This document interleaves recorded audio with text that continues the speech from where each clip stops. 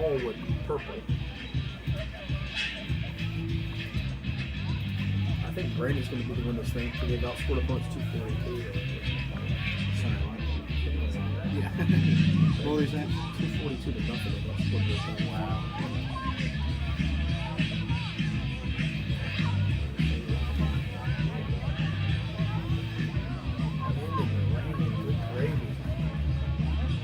That's what I text you. I wasn't sure they would play this. It's doable, but. Let's do the crowd back on. But yeah, it was questionable.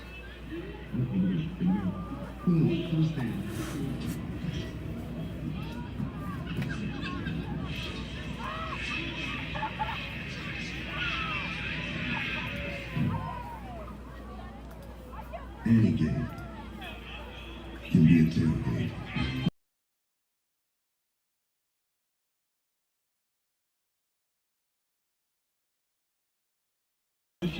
Well, we have a place for you.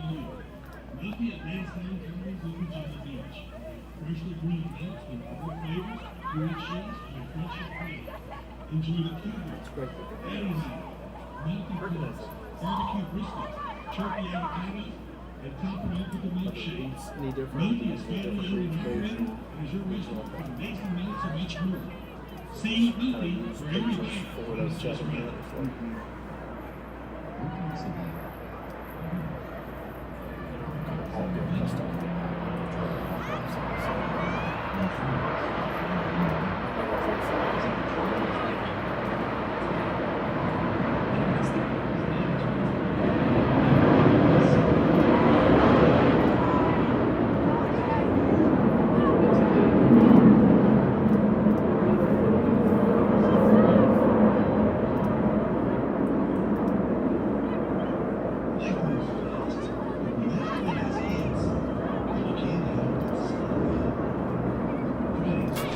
For any athlete, making it to the top sometimes comes with a few steps back.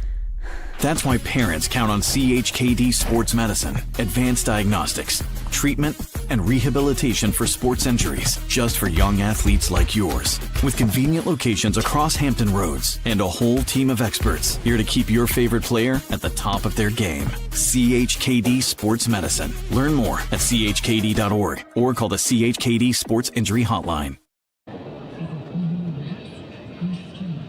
Authentic Italian cuisine can be found in just one place in Hampton Roads, Il Giardino Ristorante in Virginia Beach. Il Giardino offers veal, seafood, chicken, pasta, vegetarian, and pizza creations. Add the sounds of the piano bar and lounge, and it's no wonder Il Giardino is such a popular local spot. Open daily at 5 p.m. Life moves fast, but when that Freddy's hits, you can't help but slow down. Freddy's. This is the good stuff. With 4 Hampton Roads area locations, Freddy's is just a short trip away. A history of winning started with the 65 Gators losing steam, losing sweat. We've identified the problem. What is the solution? A drink scientifically designed to hydrate better than water so they could sweat more, win more, and change the game forever. Boom, bop, boom, boom, boom, bop, bam. Naturally, we called our stuff Gatorade. And we welcome you to our coverage of the Virginia Beach Middle School Football Playoffs. Tonight we have a doubleheader for you on Cova Sports TV, and our game's brought to you by Il Giardino Ristorante.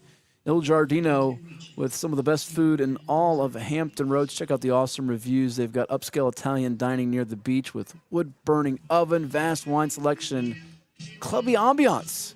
Check them out online at ilgiardino.com. Matt Hatfield here with you. Nick Senti, our producer, engineer extraordinaire. As we've got our matchup starting tonight with the Larkspur Lions, 5-1 on the season, taking on the Independence Eagles, who are our perfect 6-0. If you're just watching on our stream right now, we encourage you to interact with us all night long on our Cova Sports TV YouTube channel. We've already got a couple people there like King John and Bray is GOAT. Shout out to you all out there, and Bridget May, as they're rooting for Independence and they're rooting for Larkspur and all kinds of young athletes out here competing tonight to try to find themselves in the championship game. As we mentioned, Independence is 6-0 on the season.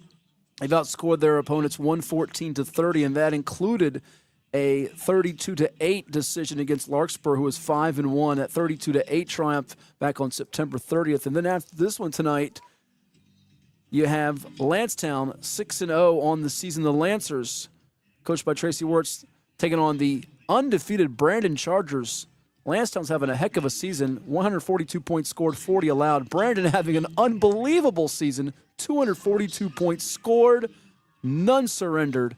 So that's all coming up here tonight after this one. So we'll be getting underway here shortly, and we'll give you the action tonight on Cova Sports TV. So, again, we've got two games. The weather is a little bit on the wet and not so pleasant side, as it's been raining pretty steadily here for a good hour plus in Virginia Beach, if not longer. And there's a little bit of wind, too, so we'll see if the elements do impact our contest tonight. But we'll take a quick time out, and we'll come back with the kickoff. This one is not that long off in the distance. I'm not sure. Nick can probably tell me if I'm right, but one of these two teams, I think, had a little bit of a late time getting over here, so we're giving them a little more time to warm up. I know our scheduled kickoff time was 5:30, so we'll probably be getting underway in the next maybe 10 minutes or so here on Cova Sports TV. Again, our first matchup is going to be the Lions of Larkspur at 5-1, taking on the Eagles of Independence at 6-0. White and purple unis for Larkspur and the blue jerseys for Independence. Then it's followed by the Brandon Chargers and the Landstown Lancers, both 6-0 on the year. We'll be back in just a bit after we hear from some of the sponsors that help pay the bills and make it possible for us and you on Cova Sports TV.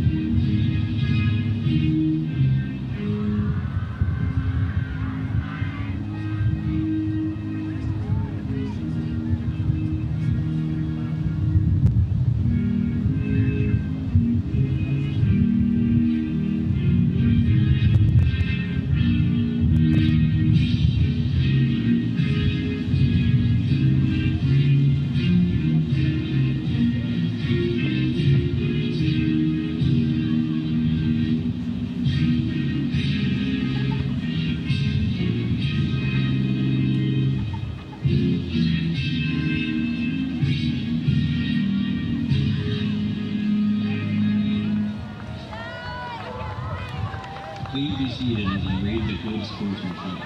Remember that you are a representative of Virginia Beach Public Schools when participating or attending school events. Respect other schools, teams, and facilities as you would your own. Respect and accept official decisions without question. Show respect for all coaches, officials, spectators, opponents, and teammates. No negative behavior should be shown for this Sportsmanship after the national anthem. Always thank the opponents, sponsors, coaches, and referees. So they're reading the sportsmanship here, and the captains meeting at midfield after our national anthem. In the blue jerseys, you have Independence, the Eagles, and they are coached by Aaron Cuffey, assisted by Terrell Heath Jr., Cottrell Cuffey, Takara Gombrel, Corey Francis, and their captains consisting of 8th graders, number 1, Cameron Wilson, number 2, Tyrese Brown, number 5, Gabari Mitchell, and number 45, Jacob Hyatt. And the Larkspur Lions, coached by William Wood Sr., assisted by Darius Jackson, Dennis Hardy, William Wood Jr., and Rob Toth. The Lions in those white unis with the purple trim. Their captains, number 8, Cameron Baker, number 14, Messiah Bond, number 18, Daniel Lane, and number 50, Jonah Hodge. All right, and let's tell you about our officials tonight, too, for our double dip on Cova Sports TV. Our officials for tonight's contest. Head referee Ronald Wyatt, umpire Charles Johnson, Corey Baker, the linesman, the line judge Tyrone Leak, back judge Basan Spud Hamid, Charles DeLoach on the clock tonight, Ibrahim Torrey on the chain along with Jacob Ickner and Dion Hunt.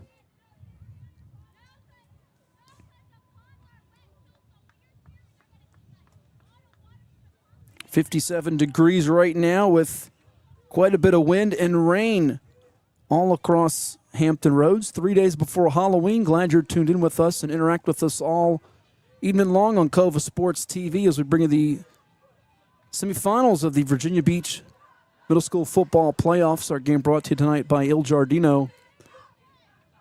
8-minute quarters for the middle school playoffs.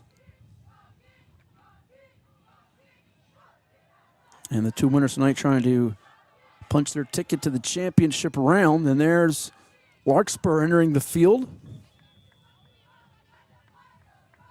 Only blemish coming to Independence 32-8 back on September 30th. They beat Great Neck Middle 33-0. Salem Middle 22-8. Kempsville Middle 16-6. And Plaza Middle 36-0. And they're also entering the field in the blue jerseys, the Independence Eagles, who come in unblemished at 6-0. Besides that 32-8 win over Larkspur, they were able to shut out Salem Middle 6-0, Princess Anne Middle 24-0. Beat Bayside Middle 18-6 and Kempsville Middle 34-16. Also got a forfeit over Virginia Beach Middle due to injuries for VBMS. So it'll be first the young fellas in the blue from Independence kicking it off.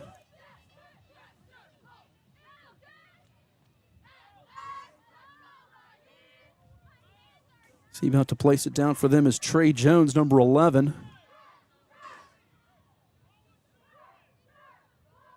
As he has that soaking wet football right now at the 39-yard line.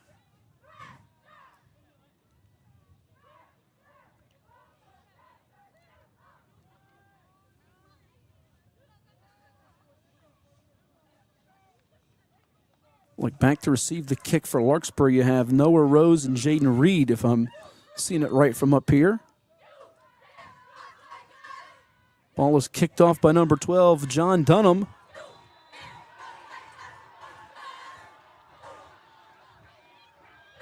And it's a recovery for Independence.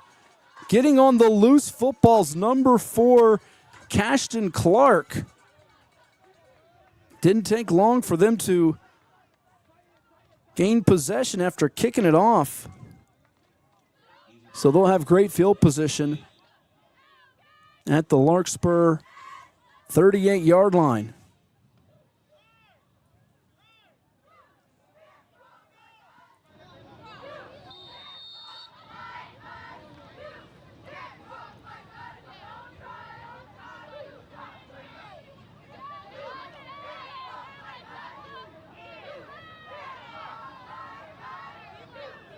I believe Jordan Lilly is your center.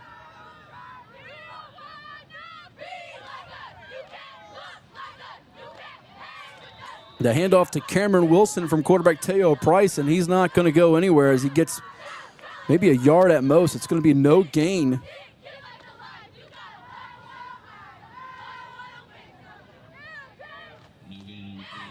So 2nd and 10 coming up. Pretty strong defensive front on that play. Like Jonah Hodge was one of the tacklers that looked like on that play.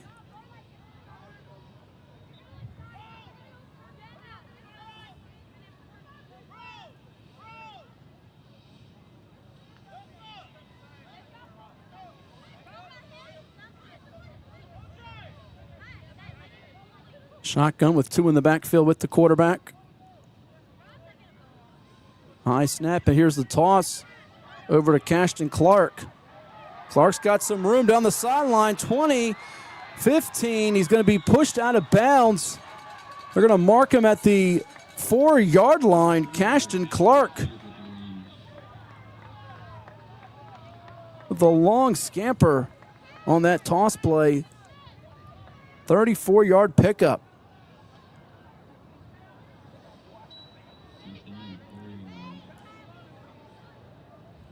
Got outside and showed the Jets.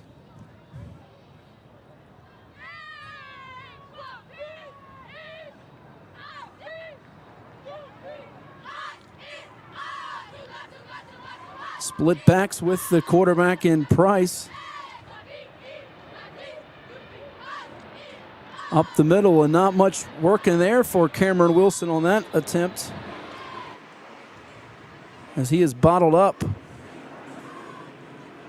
You hear the Jets flying over us. He'll get maybe 2 on that rush up the middle.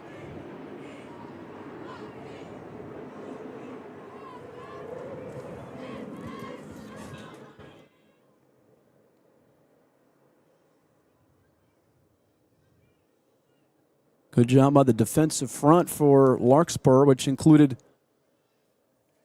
big number 99, Kendrick Reynolds.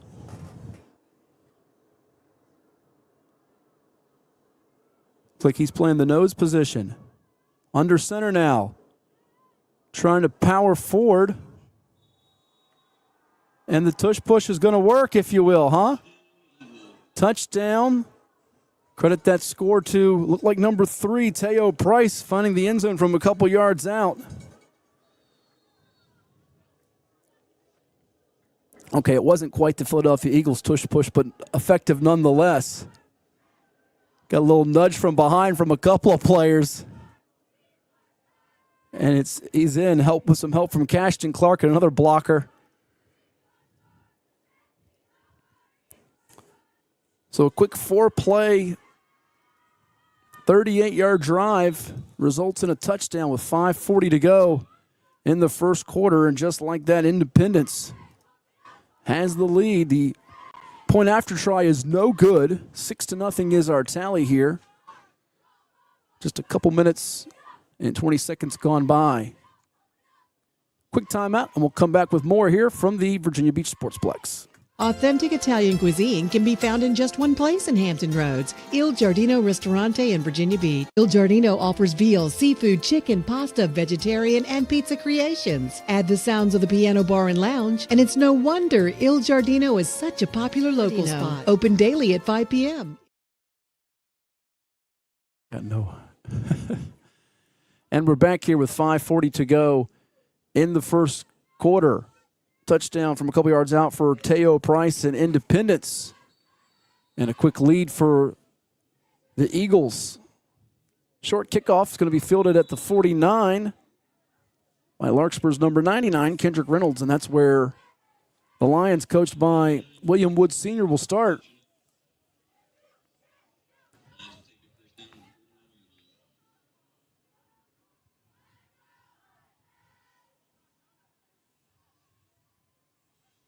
They'll actually place it at midfield. We'll get a look at this Larkspur offense now.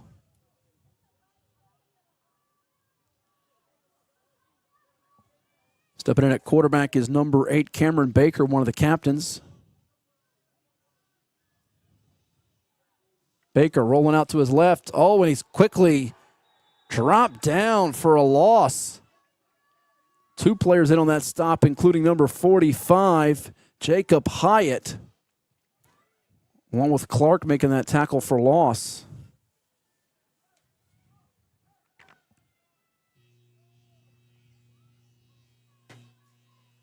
So a loss of about 3 yards on that play to bring up 2nd and 13.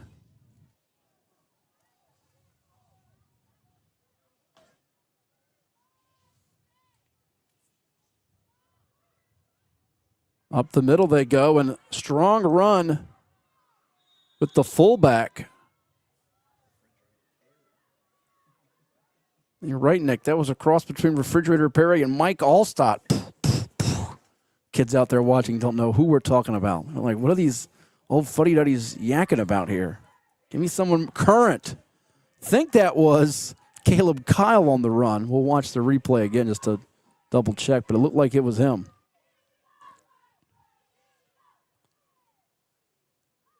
Six-yard pickup. Brings up 3rd and 7 now from the 48.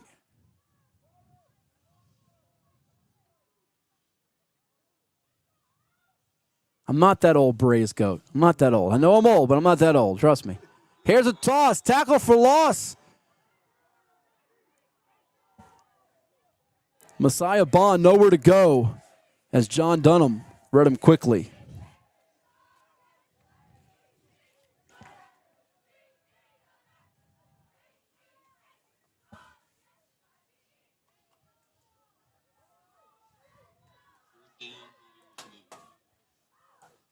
5-yard loss, so it's 4th and 12 here after Bond.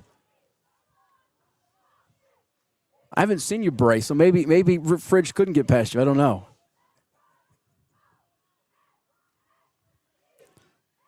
Three men, full house look in the backfield. Now in motion is going to be Bond to the left, rolling right. Baker's going to try to get rid of it, and he is dropped again as the defense makes a play behind John Dunham with that sack.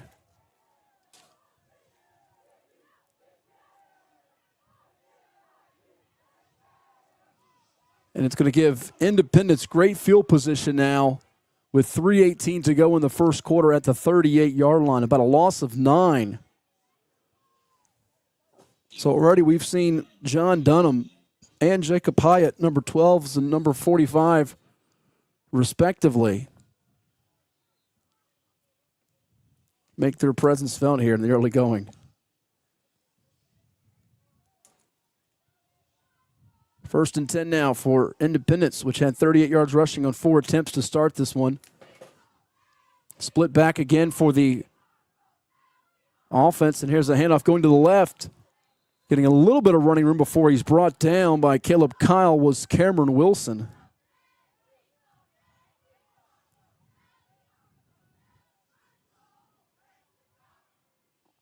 Ends up with no gain, though. So a nice stop there by Caleb Kyle and the Larkspur defense, which really needs to come up with a stop here and prevent this from becoming an early double-digit advantage for Independence. 6-0 on the season. Single receiver here. Split backfield. Keeping it on the ground. Another handoff going to the right. Full head of steam. It's going to be a first down, enough to move the chains there for Independence. Another quality run. Cashton Clark with that 34-yard scamper earlier. And this time for Clark, he's able to pick up 12.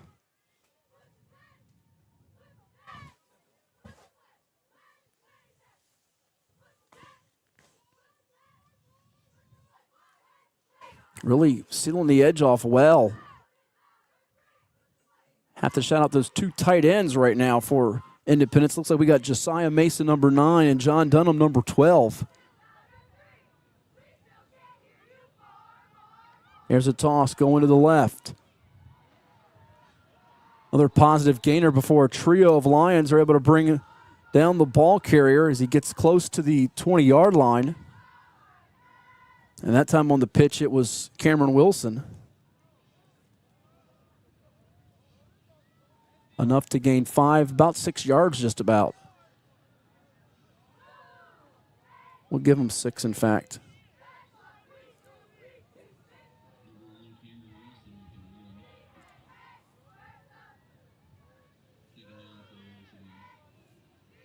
So 2nd and 4 coming up from the 21.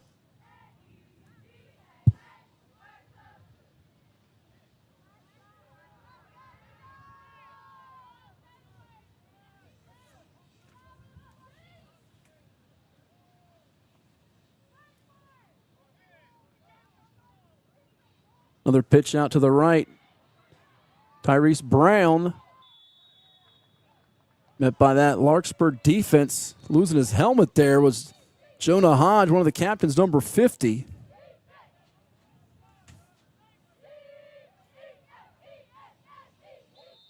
First rush for Brown tonight. Ends up losing a yard.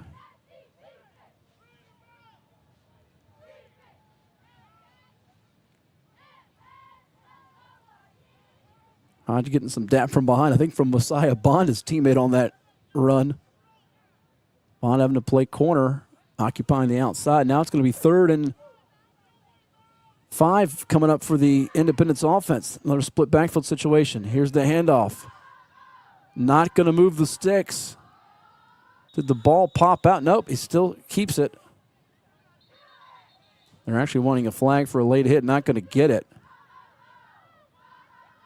As that handoff to number 1, Cameron Wilson. will keep them short of the first down. And we've come to the end of the first quarter after that gain of about 2. It's a 6-0 lead for Independence against Larkspur. And we'll take a timeout here. You're watching the Virginia Beach Middle School Football Playoffs on Cova Sports TV. For any athlete, making it to the top sometimes comes with a few steps back. That's why parents count on CHKD Sports Medicine, advanced diagnostics, treatment, and rehabilitation for sports injuries just for young athletes like yours. With convenient locations across Hampton Roads and a whole team of experts here to keep your favorite player at the top of their game. CHKD Sports Medicine. Learn more at chkd.org or call the CHKD Sports Injury Hotline.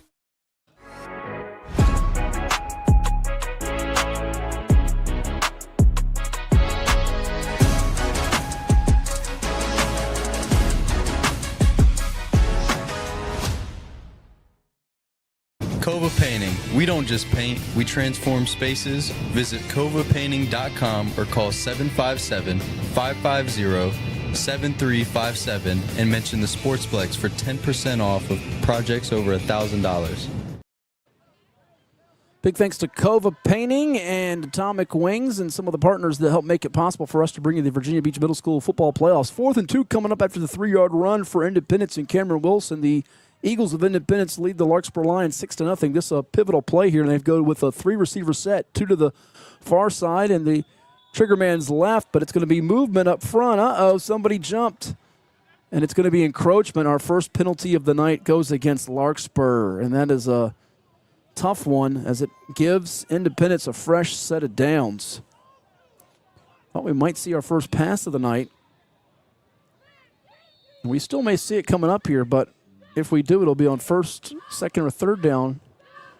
Here you would think for Independence, which the running game, after a couple of long gainers from Cashton Clark, being held in check for the most part. So 1st and 10 now from the 15. Going to another 3-receiver look. 2 to the far side, 1 to the near. For the quarterback, Teo Price, a 7th grader. Man in motion, we've got another whistle. This one might be on the offense here, and it is a false start as Tyrese Brown was in motion. So they give the 5 yards back. Only problem for Larkspur, them giving the 5 yards back, is it's not 4th and 7. Instead, it's first down and 15. And a man getting off the field late there for the Larkspur defense, but he got off in time. Number 24, Jaden Reed. Back in motion against Brown. He's going to get the handoff on the sweep play. Spins away from a tackler. Doesn't get away from the second guy. Eventually getting dragged down. Some tough hitting there from Samaj Simmons and company. So Tyrese Brown's going to get up to the 14-yard line. Pickup of 6 to make it 2nd and 9.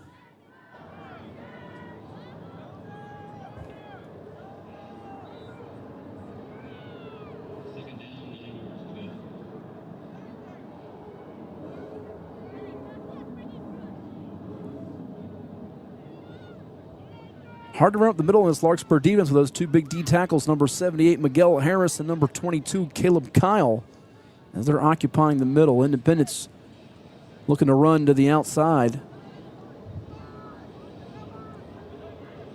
3-receiver set again here for Price and the offense of Independence. Handoff. Scooting outside and finding pay dirt. It's going to be Cameron Wilson with the touchdown from 14 yards out, and Independence adds to its lead.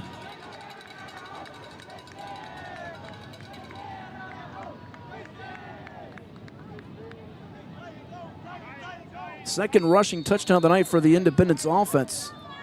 Price had a 2-yard TD run earlier, and this is a 14-yard scoring dash for the 8th grader wearing number 1 for the Eagles of Independence Middle, Cameron Wilson.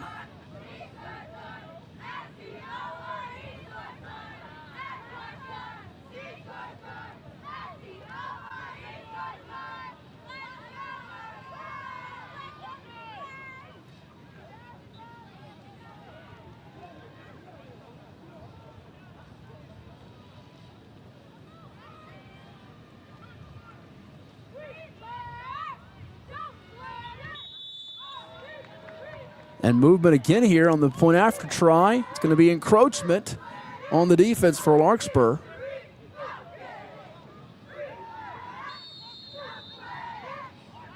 Certainly Independence coming in with a lot of confidence, undefeated on the year and having beaten Larkspur 32-8 last month in the regular season encounter as they huddle up from the 1 yard line now.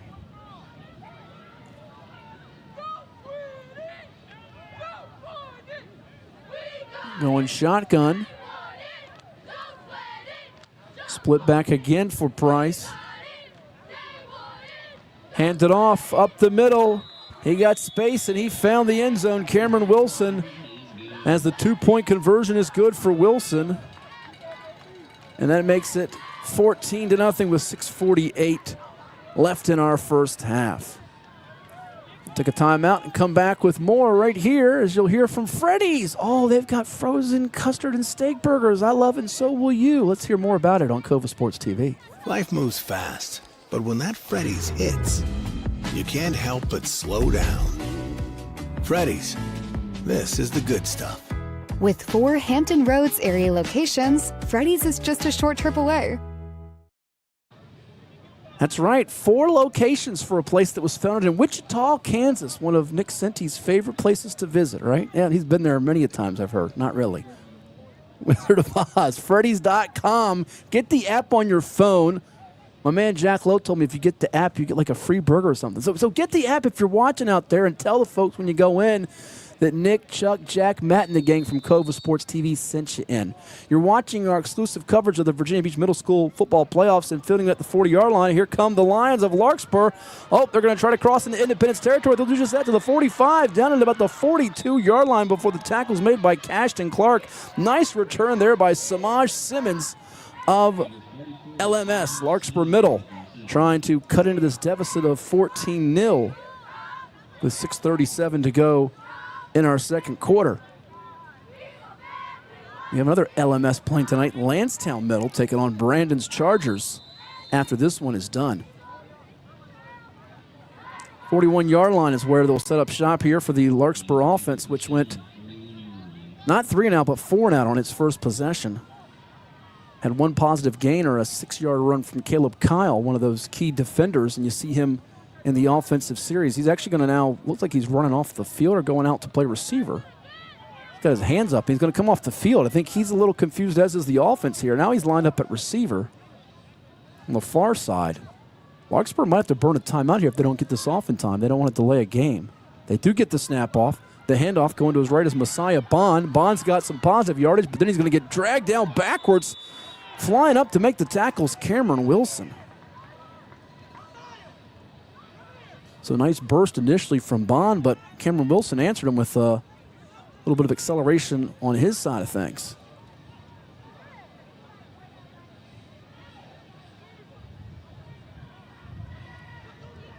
Nico out there saying Brandon versus LMS in a championship unless Landstown locks in. We'll see if you're right, Nico. You got to watch and find out.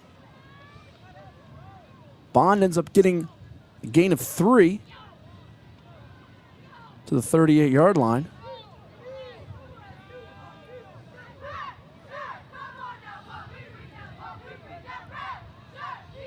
Neat thing, being one that's covered high school football here in Hampton Roads for 20 years, is you get to see some of the future stars at the next level in some of these playoff games. Here's a handoff to the left. Little stiff arm action, but not biting on it and bringing him down. It's going to be another nice play from number 1, Cameron Wilson, as Bond is unable to go forward on that one. Wilson making plays on defense to go with his exploits on offense. That to the 38-yard line again as Bond gets no gain. 3rd and 7 coming up. At this rate, the Larkspur offense might have to make the first pass of the night. Independence has been able to keep it on the ground so far for a total of 12 rushes. Gaining 79 yards. Got 3rd and 7 coming up from the 38 for Larkspur, trying to get their first advancement past the chains, their first down of the night. Faking the handoff, rolling to his right. Cameron Baker He's being chased. He's going to get brought down by 2 blue shirts for Independence. And the tandem making it happen. It's Cameron Wilson, number 1, and number 5, Gabori Mitchell, as they combine on the sack of the QB, Cameron Baker.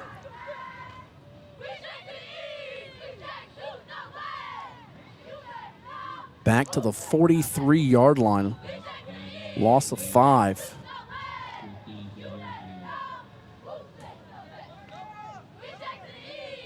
Mitchell and Wilson flying up the field.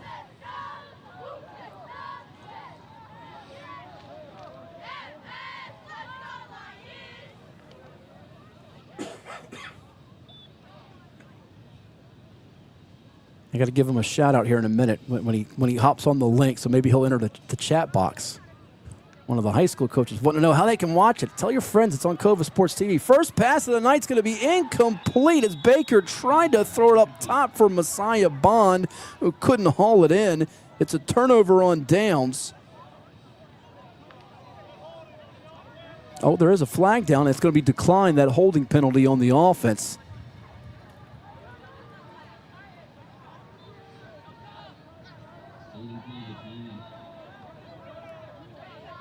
So third possession now coming up for Independence. Already ahead in this one, 14-0 with 3:35 to go in our first half. Here's some of the cheerleaders shouting out that the Eagles are here. And the Eagles have themselves a 14-point lead in possession of the football at their own 43 with 3:35 till the break.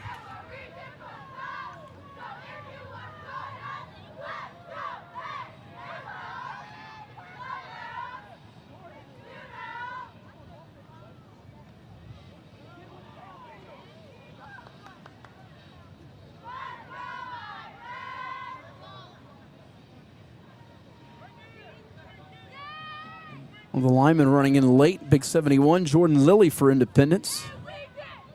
Part of that trench unit. Bringing multiple tacklers with them on that run. Number 4 for Independence, Cashton Clark. We do have a hold, though, so that run's not going to hold up. I love when they say the trenches. Kempsville affectionately calls its offensive lineman the trench mob. Great way to dub your blockers up front. Got to feed those big fellas up on the line of scrimmage some pancakes. Keep them happy. I think this is going to wipe out the run entirely, it looks like. Back to the 33-yard line it'll be. So 10-yard penalty on Independence. Their second infraction of the night. Makes it 1st and 20.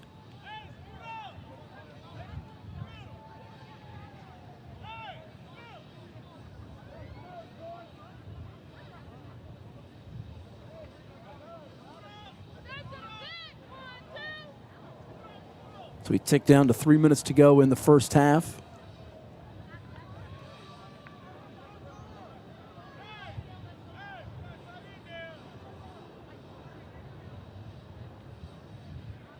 Independence now going shotgun here for Teo Price. Gets the snap, tosses it, running to his right, Cashton Clark. He's got space to the 35, 40, 45. Gets out of bounds at about midfield. Eventually brought out by Samaj Simmons and Cashton Clark. Able to gain 16 yards. It'll be 2nd and 4 coming up. All 3 runs tonight for Clark have been at least 15 yards or more, as he's up to 61 yards on 3 carries.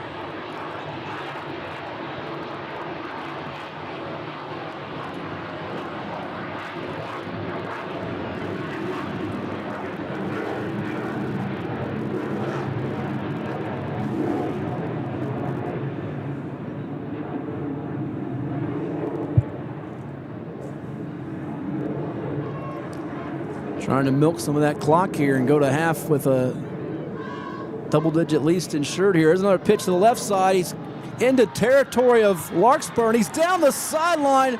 That's a house call. A long touchdown for Tyrese Brown. What can Brown do for you? 51 yards to extend the lead.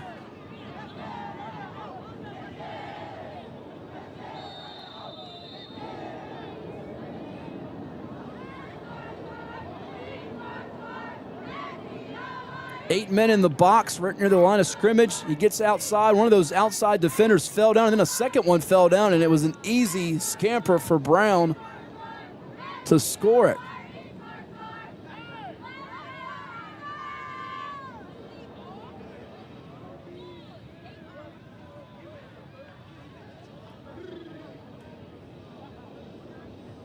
So 3 different ball carriers have found the end zone for Independence so far.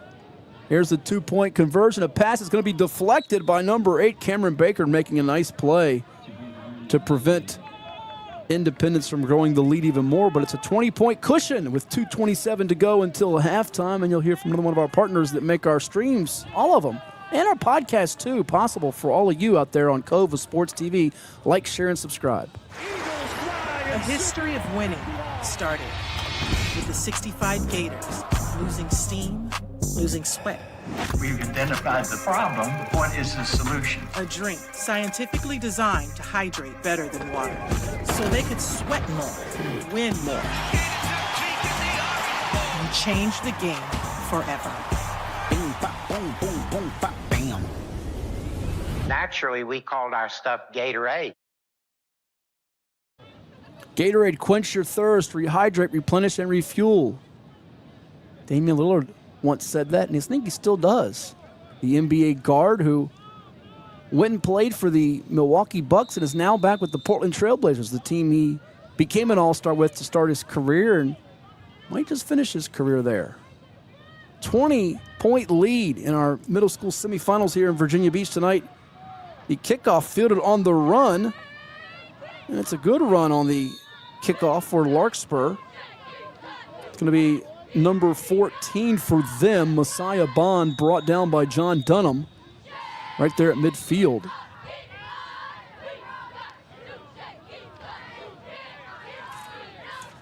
With 2:20 until halftime.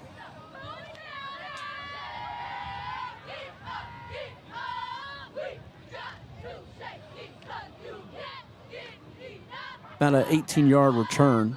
Maybe about, we'll say about 16, 17 yards.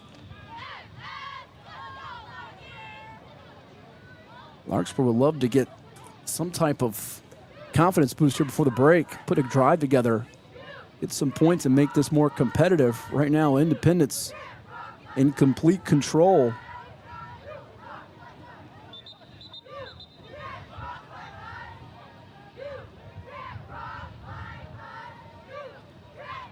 Still a pretty steady rainfall here tonight at the Sportsplex.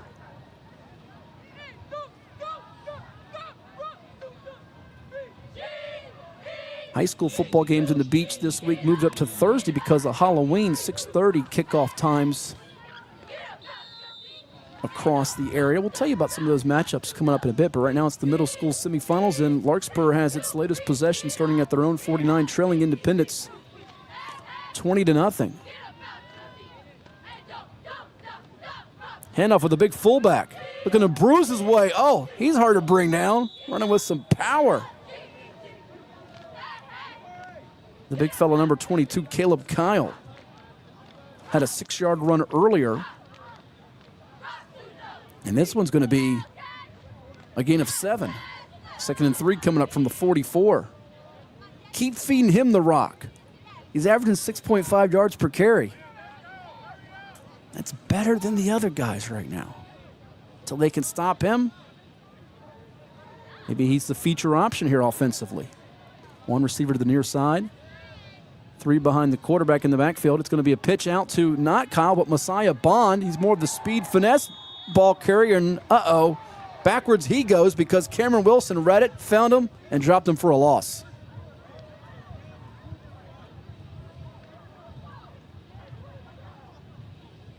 So 2 yards backwards they go, and the Lions facing 3rd and 5 from the 46.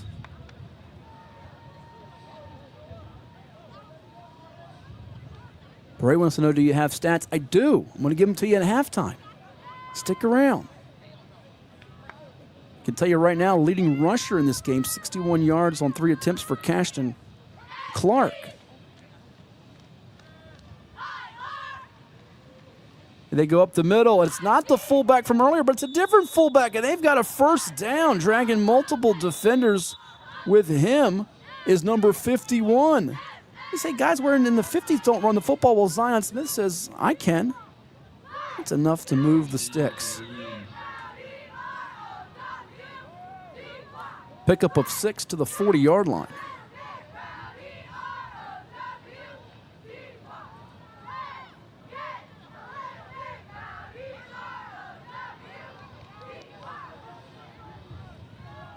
It was right between the right guard and the right tackle. Looks like Kenneth Williams might have been one of those players in on the stop.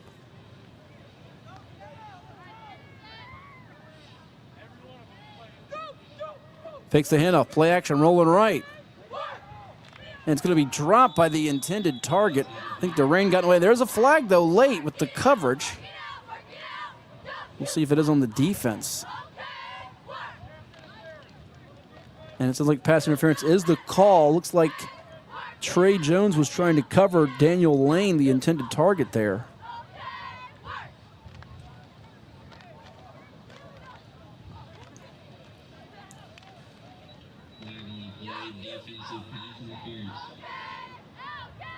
So the defensive pass interference penalty puts it at the 25-yard line now.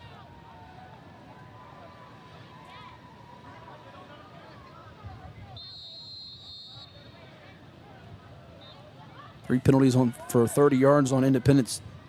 2 flags so far tonight on Larkspur. Ball's put on the carpet, or the turf we'll say rather. Now spinning away from trouble, but he did step out of bounds, was the quarterback who dropped that snap. Oh, that slippery, wet pigskin. Cameron Baker makes something out of nothing, and we're going to get a timeout with 4 seconds to go. As he's able to get 6 yards out of it.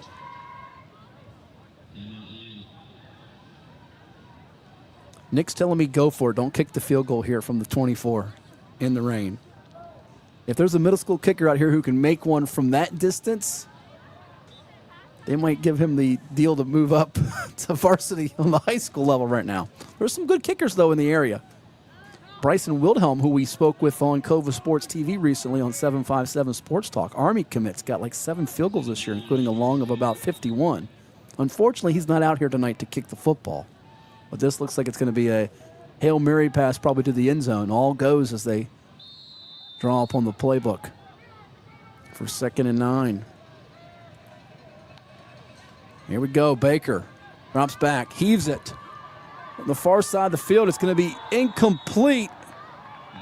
Breaking that up was number 11, Trey Jones.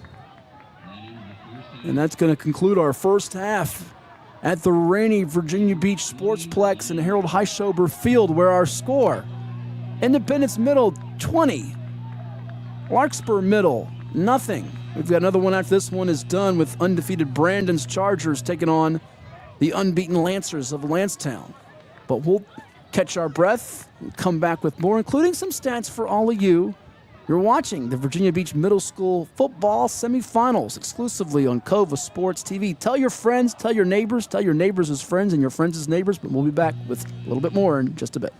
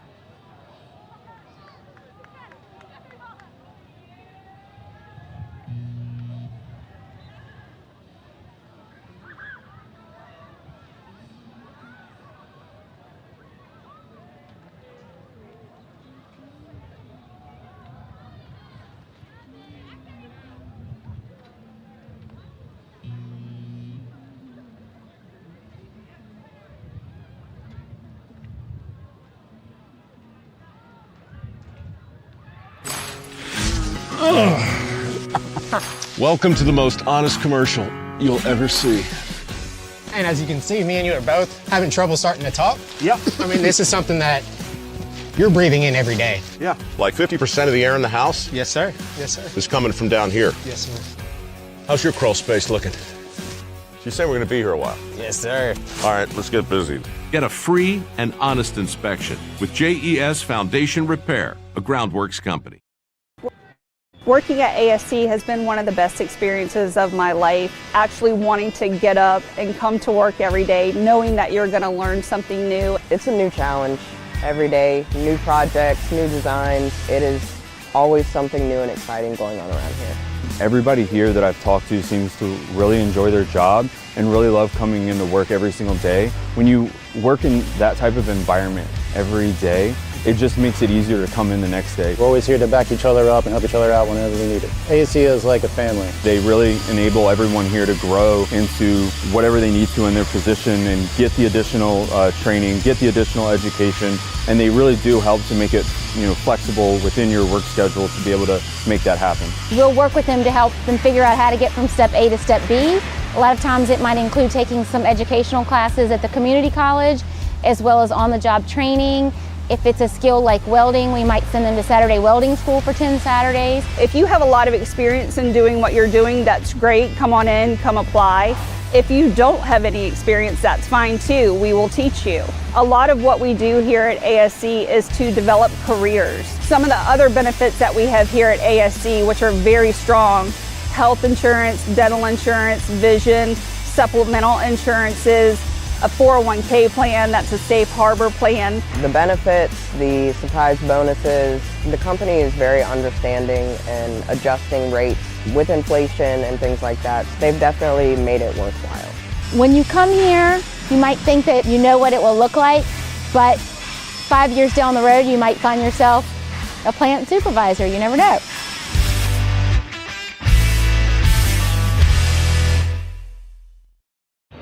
Portco is your local nonprofit organization dedicated to economic empowerment through employment for people with disabilities.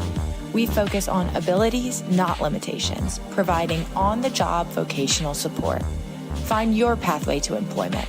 Contact us or learn more at portco.org. Kova Painting. We don't just paint, we transform spaces. Visit kovapainting.com or call 757-550-7357 and mention the Sportsplex for 10% off of projects over $1,000.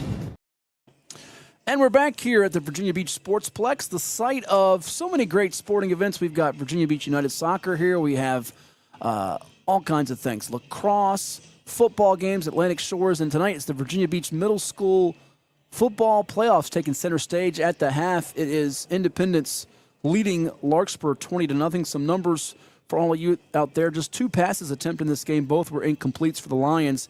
Independence has kept it on the ground exclusively for all of its productivity on offense as they've run the football a total of 14 times, and they've been able to gain 146 yards through 4 ball carriers. Those ball carriers being Teo Price, Cashton Clark, Cameron Wilson, and Tyrese Brown. Leading the way is Clark with 3 rushes for 61 yards. Wilson has 6 attempts for 27 yards and a touchdown. Right behind Clark, though, I glossed over Brown, who's got 3 rushes for 56 yards, including a 51-yard scoring scamper, and Price has got 2 carries for 2 yards and a touchdown. On offense for Larkspur, they've been led by Cameron Baker. Check that. Caleb Kyle's 2 rushes for 13 yards on offense. They are so far with just a total of 4 yards on offense on their 11 attempts, and of course a couple of sacks contributing to that, with Jacob Hyatt making a tackle for loss, John Dunham with a sack and a tackle for loss, and Cameron Wilson and Gabari Mitchell each combining for a sack. So there's all the numbers for you here, and don't forget, after this one is done, we've got another game coming your way. The Brandon Chargers taking on the Landstown Lancers. Brandon with 242 points scored on the season. It's not a misprint, folks. That is accurate. 242 points, and they've not given up any, while the Lancers have scored 142 on the year and given up just 40, both 6-0 on the campaign. And the championship game for Virginia Beach Middle School will be next week. It'll be November the 6th, next Thursday night. That'll be coming your way for you on Cova Sports TV. So if you're wanting to know when you can watch the winners of this evening's festivities, that's when we'll have it for you here on Cova Sports TV. So we'll take one more time out. The second half will be starting in about 90 seconds or so. And we'll come back with the third quarter action from the Virginia Beach Sportsplex right here on Cova Sports TV. What is more? Is it more reps, more strength, more stamina? We say it's all of that, but it's greater than just what's in the mirror. It's about improving your mental and physical health. More is a feeling of achievement, fulfillment, confidence. It's looking better, feeling better, being better, and it's our mission to get you there. Because here, you are more. One Life Fitness. Everyone's getting toasted at Jimmy John's. I mean, sandwiches.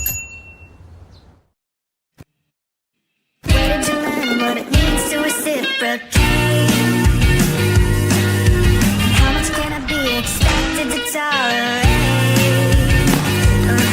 So I started to think about the plans I made the day unpaid, and you just can't call a spade a spade.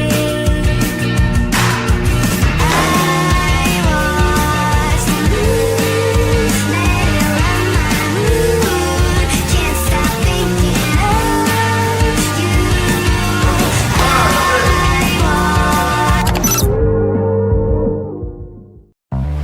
What does happiness mean to you? Being in the ocean with you, watching you catch super fun waves. In Virginia Beach, happiness is breaking barriers and savoring the sunshine. I couldn't pick a better place or a better person to be with. This is what makes me happy. Happiness is going all out. And taking it all in. Here, happiness is whatever you make it. Find yours in Virginia Beach.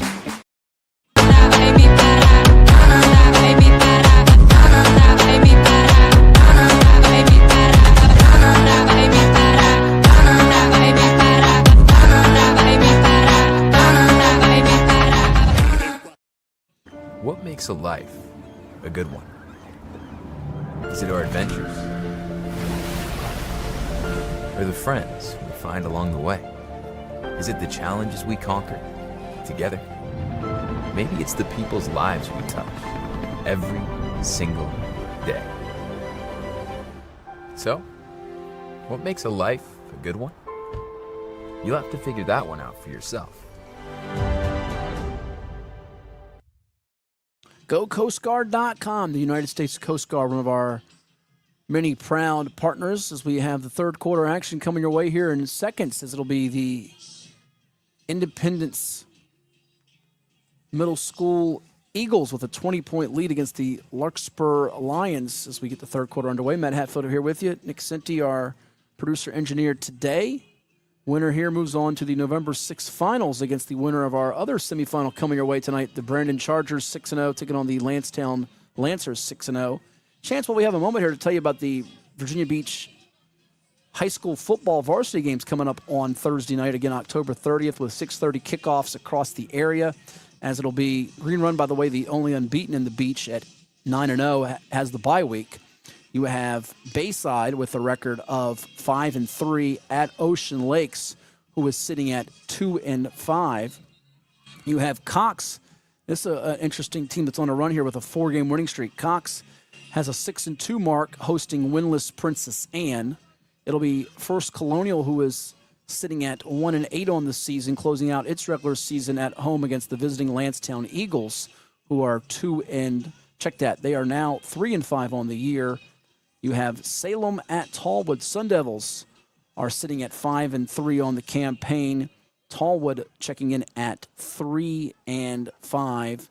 And a big one, Kellam and Kempsville. Kempsville's at Kellam. The Chiefs with a record of now 6-2. The Knights 5-3, fresh off its win over Bayside. Kellam with the area's leading receiver, and Aaron Smith.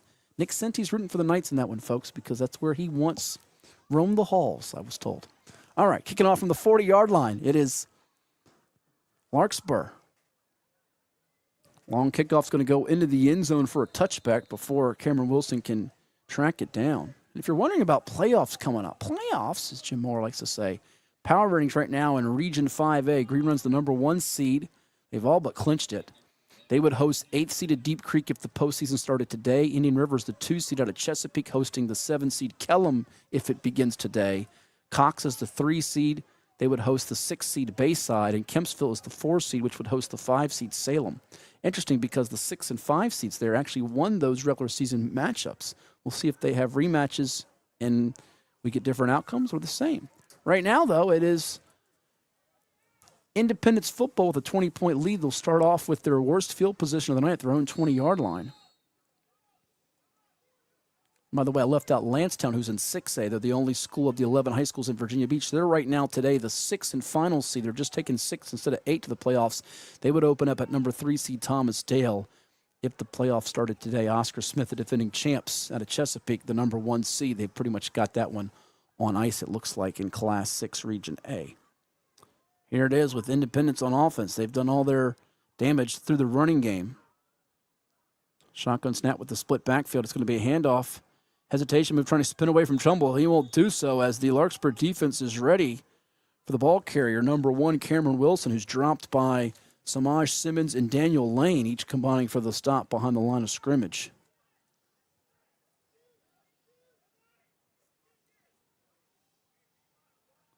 It's going to be a loss of about 2.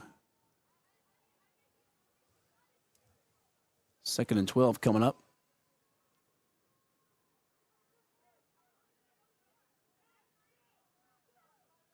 Of course, the main priority here for Coach Aaron Cuffey is to protect this lead and get out of here without any key members dinged up before next week's championship. High toss, scooping it in before he lost it, but ends up losing some yardage. It's going to be Cashton Clark and Miles Morgan getting to him with a couple of teammates as he goes backwards. So that's going to hurt the 20.3 yards per carry average for Cashton Clark, as he is back to his own 11-yard line. 3rd and 19 coming up.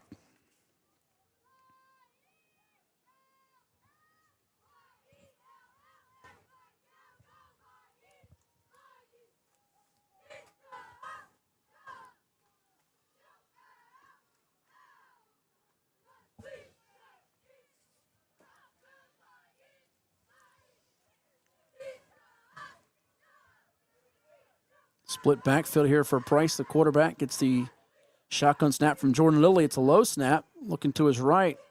Incomplete off the hands of his intended target. So first pass of the night officially for the Independence offense is an incomplete.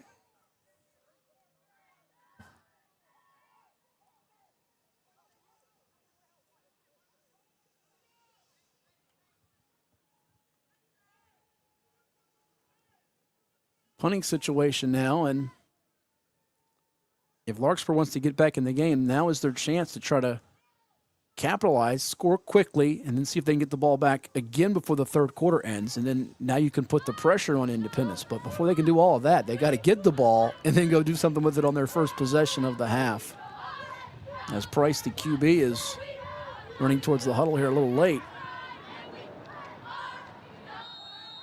And it's going to be a delay. Flag comes out. Forgot to mention the penalties at our halftime break. Statistics for you here. Landstown.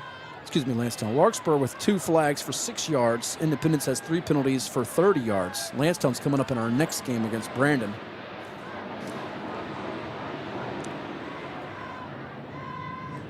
Now, did they award a timeout before the penalty? They might have. Teams are huddling. I think we got a timeout in before there was a penalty. You see the huddles there. And while they take a quick timeout, we'll take one too and hear from our friends at Town Bank. I grew up here. I know this town. I know the people here. More important, they know me. As a banker at Town Bank, we become part of the communities we serve. The people who bank with us, our members, know us. When you bank with Town Bank, you'll know your banker. You'll know you can reach us, and you'll know we're here for you. Serving others and enriching lives. Town Bank, where you'll find experienced bankers who are available, accessible, reachable, and have your best financial interests at heart, on or off the field.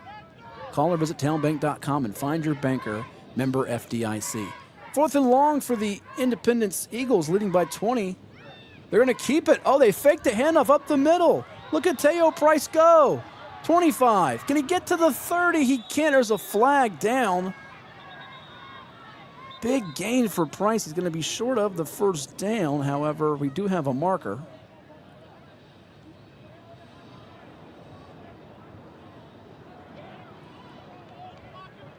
Block in the back is the call.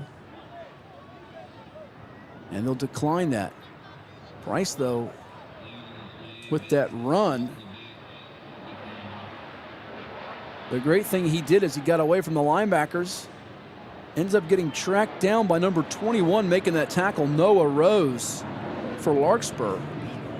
But Price's gain, at the very least, means that Larkspur's going to have to go a little further to find the end zone, as they're going to start at their 27-yard line. That's a pickup of 16 on 4th and 19 for Teo Price, and now back to work for the first time in the half. It'll be Larkspur, but we do have a timeout that is called, and it's going to be by the defense of Independence.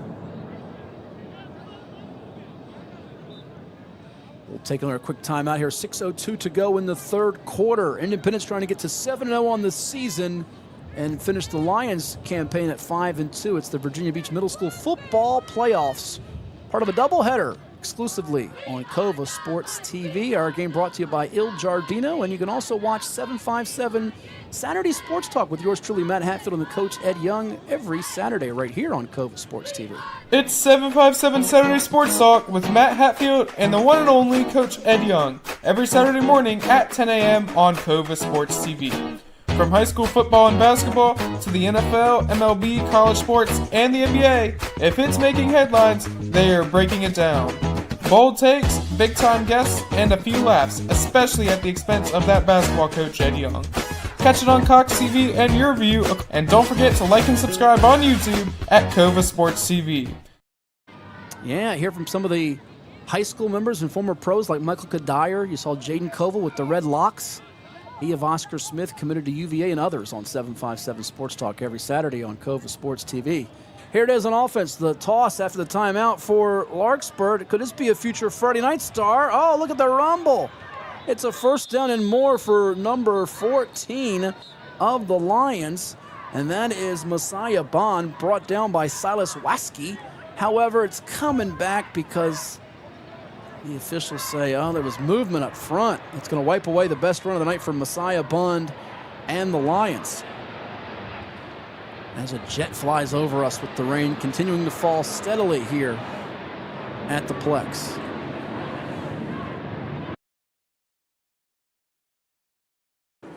And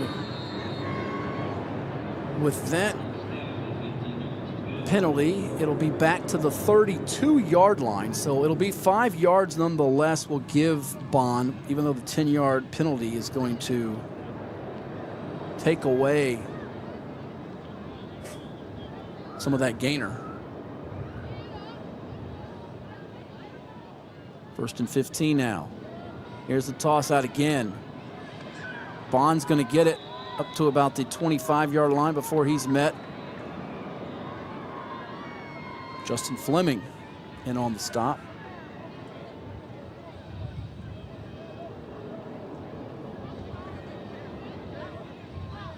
Gets up to the 24-yard line to create 2nd and 7.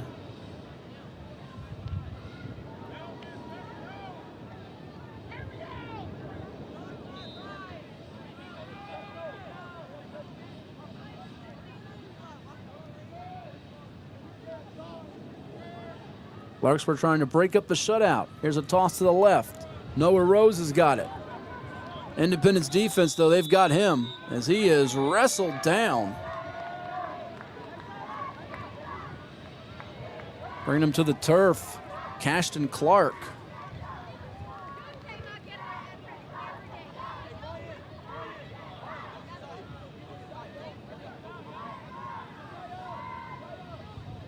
Going to be about a loss of a yard.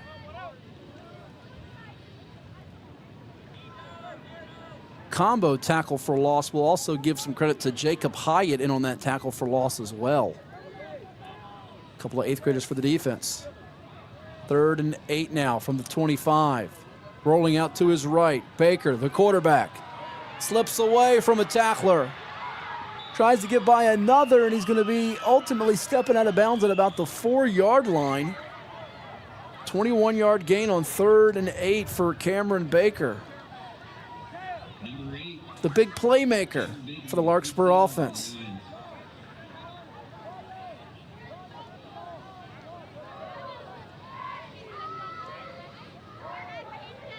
Good blocking up front there by Daniel Lane, number 18 on that play.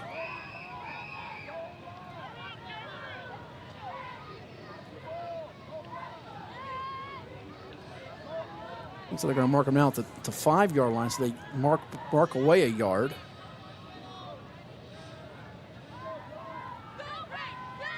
First and goal from the 5, up the gut. And eventually it's going to be Kenneth Williams, number 8, stopping big Caleb Kyle on that power run. Down to the 1-yard line for Kyle. He gets 4.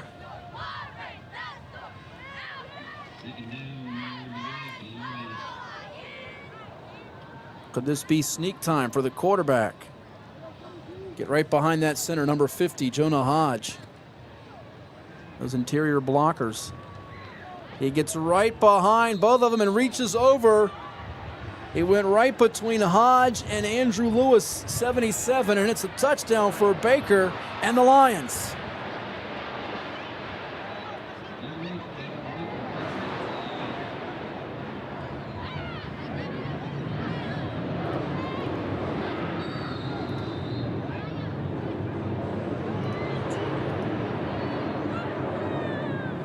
And now the 2-point try with 3:19 to go.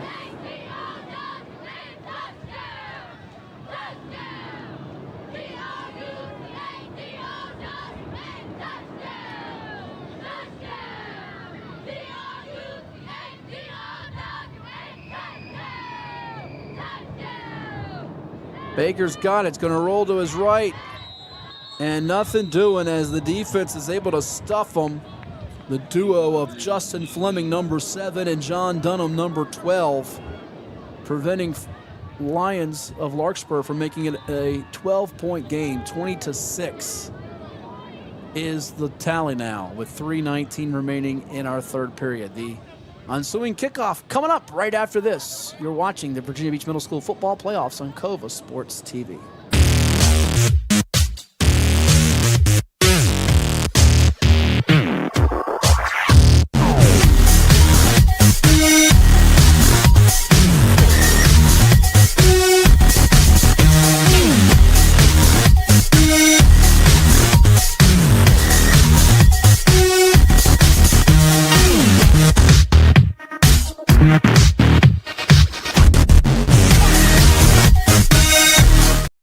ChichosPizza.com. Chicho's your way. 9 locations and counting. Pizza, wings, wraps, salads, calzones. All come for the food. Stay for the experience. Chicho's Food, Family, and Fun. And also proud partners of the Chicho's Pizza 757 Football Player of the Week, which this past week went out to Denby High quarterback Kevin Parker. Led his team to a win over Woodside for the first time in a long time. Here's the kickoff for Cameron Wilson of Independence. Look at him race down the sideline. He did step out of bounds. They're going to say all the way up to the, well, one official looked like he was marking it at the 42. We'll see where they officially mark it for Cameron Wilson, who's been all over the field tonight. Offense, defense, special teams.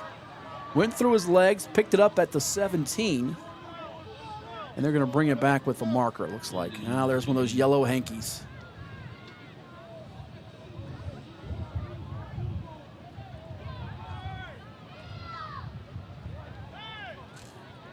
But again, Kevin Parker, the quarterback for Denby, 16 of 28 for 187 yards passing, 2 touchdowns, had 10 rushes for 140 yards and 3 scores. That all adds up to 327 yards of offense and 5 touchdowns in a 42-13 win over Newport News rival Woodside. First time they beat them since 2005 as it ended a 17-game losing streak in the series. All right, that penalty being enforced looks like it's going to be back to the 20-yard line.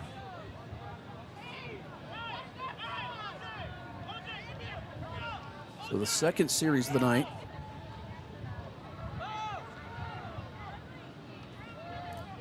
In the half for Independence. They try to string it outside here with Tyrese Brown. Brown makes one defender miss, but the second one's going to drag him down. That tackle made by Samaj Simmons. Brown's going to get a healthy gain before he is brought down. They'll put it at about the 27, 28-yard line. It'll be officially. So pickup of 8.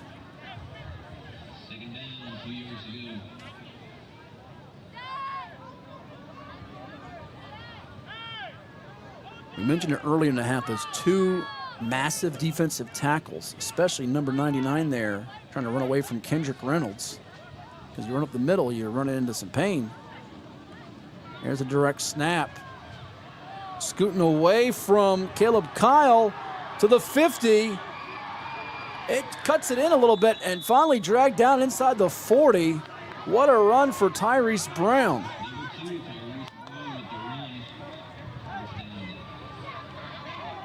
All the way at the Larkspur 36-yard line. 36 yards. That run gives him an even 100 yards on the night on 5 carries. 20 per pop, you're doing something right.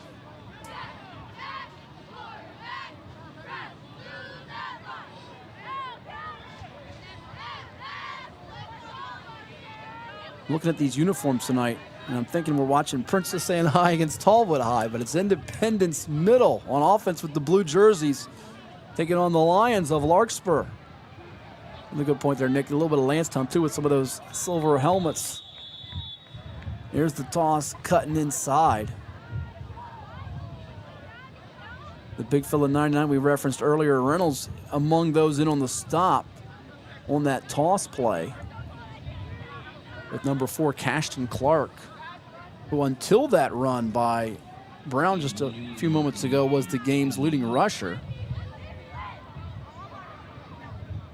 He's going to be knocked down at the 35, gain of 1.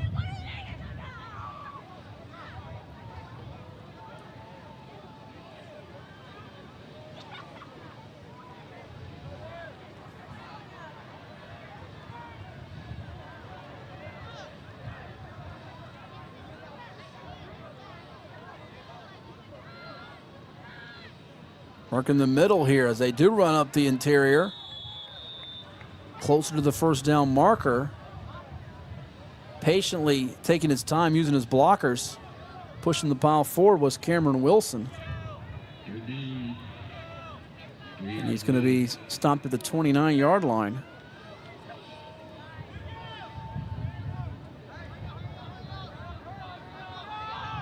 Third and 3 coming up after that 6-yard pickup for Wilson.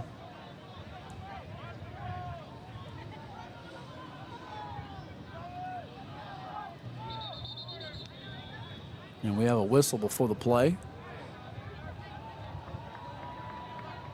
Because the quarter has come to a close. A fast-moving third period. Independence had a 20-point lead at the break. It's now a 14-point advantage with a key 3rd and 3 coming up from the 29-yard line. And we'll come back with the fourth quarter conclusion right here on Cova Sports TV.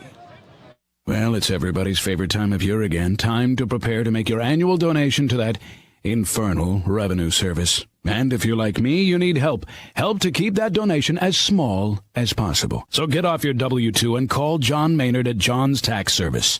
455-6763. And we welcome you back here to the Virginia Beach Middle School League Football Playoffs. It's the semifinals tonight. where the Independence Eagles claim a 20-6 lead on the Larkspur Lions. 3 rushing touchdowns tonight. Teo Price, Cameron Wilson, and Tyrese Brown. A total of 204 yards rushing, and then you mix in the 55 yards from Cashton Clark, the only one of those 4 backs who's yet to find the end zone. Could he on this particular series? Well, they were trying to avoid 4th down, but they're going to get it because of the snap that Teo Price had to cover up before Larkspur got to the ball. So a loss of yardage back to the 34. And now it's 4th and 8. And decision time for Coach Aaron Cuffey and his staff. What to do exactly here. That snap was low, really put Price in a tough spot.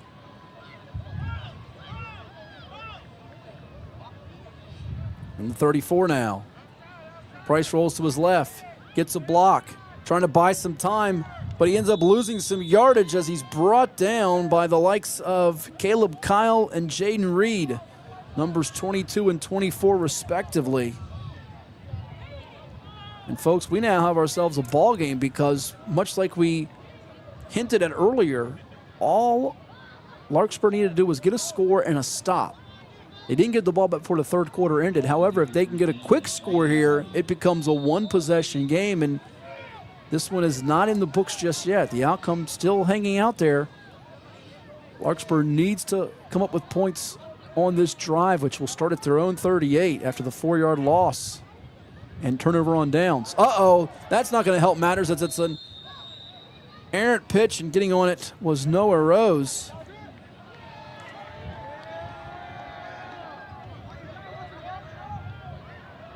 And that's going to be 2nd and really long, almost forever.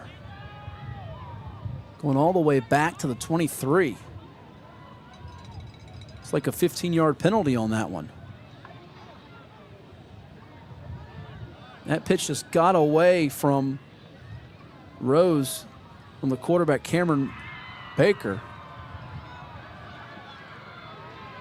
Strung outside, another good tackle is made on Messiah Bond by Cameron Wilson, who's been everywhere tonight for Independence. Kickoff returns, making stops on defense, running the football too. And Bond's going to lose about 5 on that.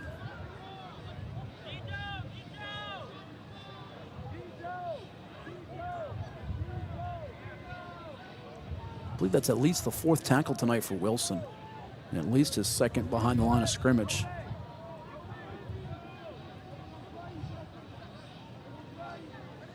Third and 29 it is now.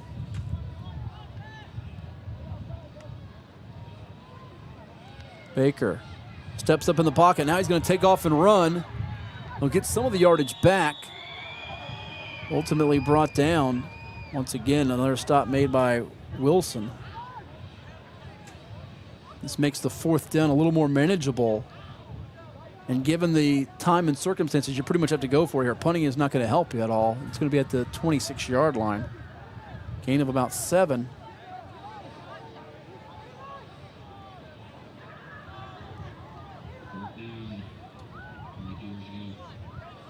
Andrew Lewis there got a block on the right side that helped spring Baker free for enough yardage.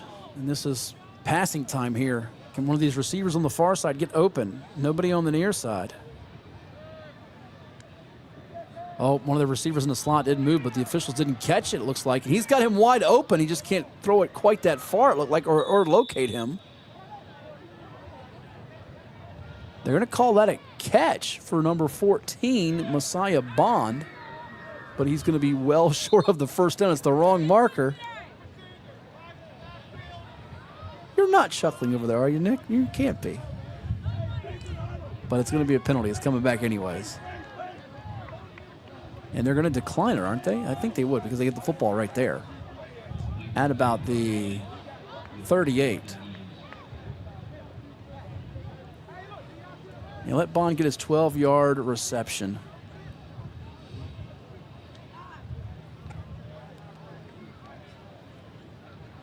First completion of the night. It is, because Independence was 0 for 1 prior to that. And there was also a 2-point conversion pass that doesn't count on the stats. But 4:35 remaining in our game, and Independence trying to put this one on ice.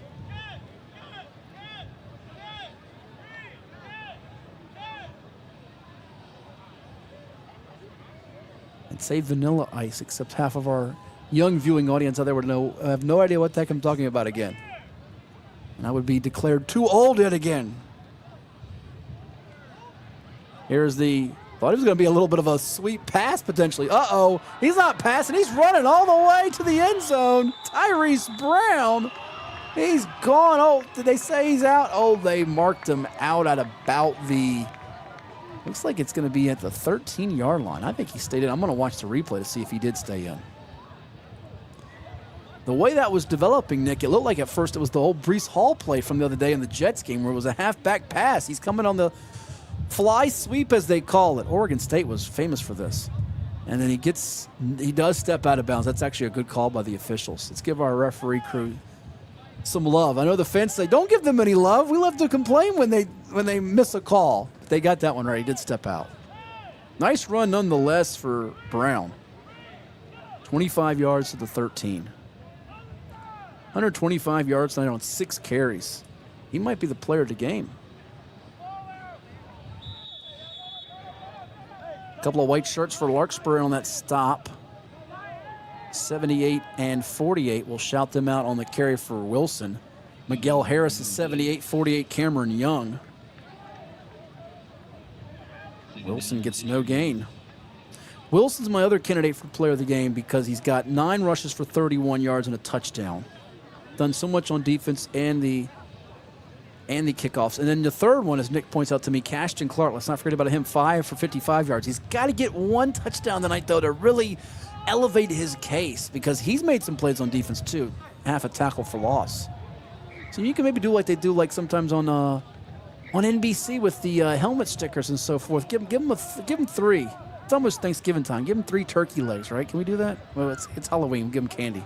Give him some Snickers, some Reese's, some Musketeers. 2nd and 10. There's our 3 to watch there. Uh-oh! Little hesitation move, and Nick's guy finds the end zone. Cashton Clark, he's on the board with a touchdown. Independence putting this one to bed. It's the dagger. Clark with a 13-yard scoring scamper, and all 4 ball carriers tonight for Independence have scored, or have they? Are they bringing this back on a penalty? Nope, they're not. Okay, it's going to stand. Nice handoff there, Price. He runs to the right, little wiggle, and just nobody defensively ready to grab him and bring him down. Lena Guard out there saying, that's my school. Lena watching on the chat line tonight. Shout out to all those that are tuning in. You're watching all kinds of things tonight on Cova Sports TV. 2-point conversion now. Going up top. Oh, and it's broken up again. As that was number 14, Messiah Bond, preventing that from adding to the lead for Independence. Now on top, 26-6 after the Clark touchdown. We've also had field hockey tonight. I know James Timmons out there is excited that his first Colonial Patriots are going back to the state playoffs with a 2-1 win over Great Bridge. Let's just hope if James is dancing out there that nobody's watching him dance. 3:19 to go.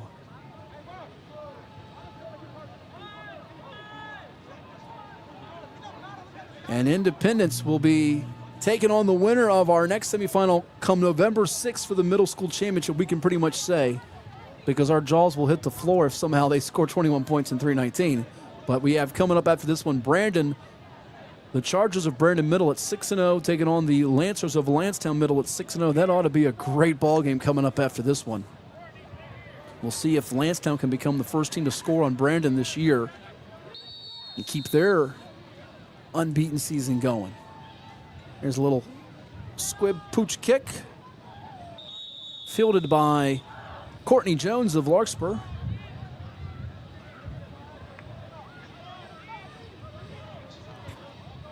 Who you got, Caden asks. Landstown versus Brandon.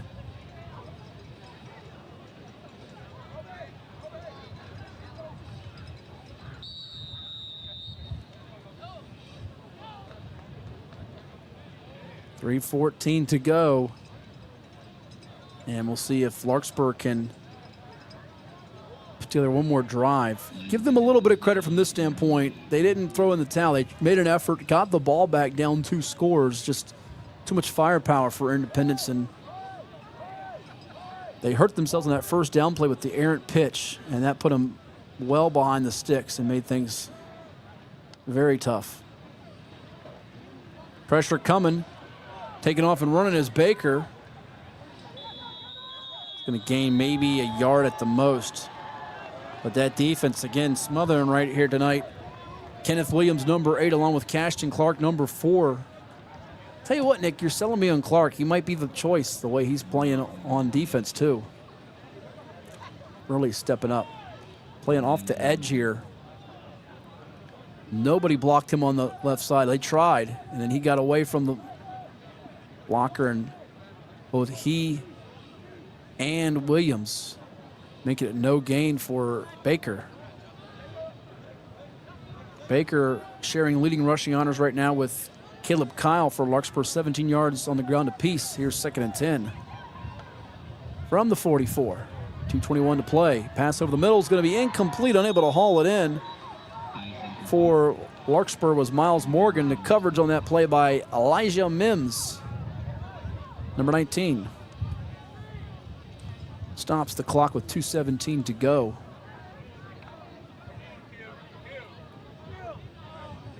Julie Adams waiting to watch my grandson play with the Brandon Chargers. She says, go Chargers, go.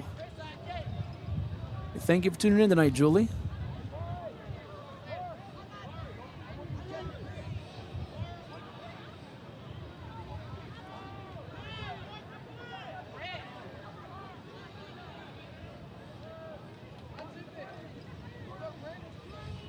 Pass on 3rd down is going to be complete. Caught by Messiah Bond, number 14.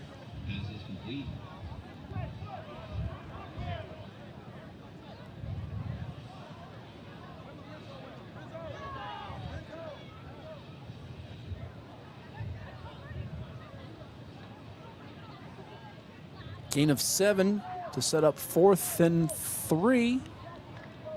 Almost looks like 4th and 2. Doesn't have much to go here.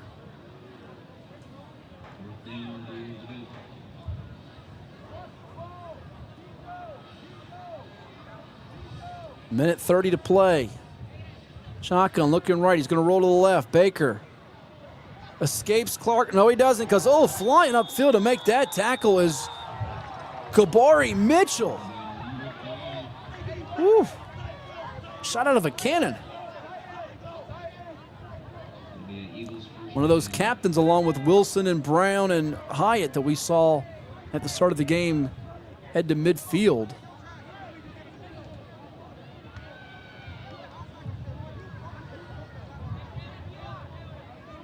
He came flying up. Yancey Mitchell out there saying, hey, if you know, you know. It's almost showtime.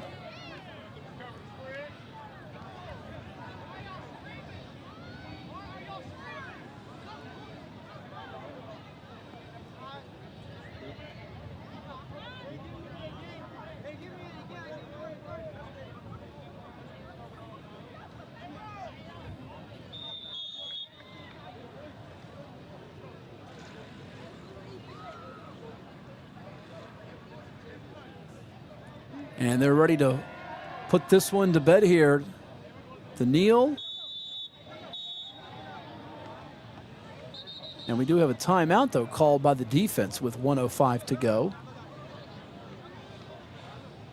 So before we do hit 000s, we'll take another timeout here and hear from one of our proud partners. And I think it's Tika Shack.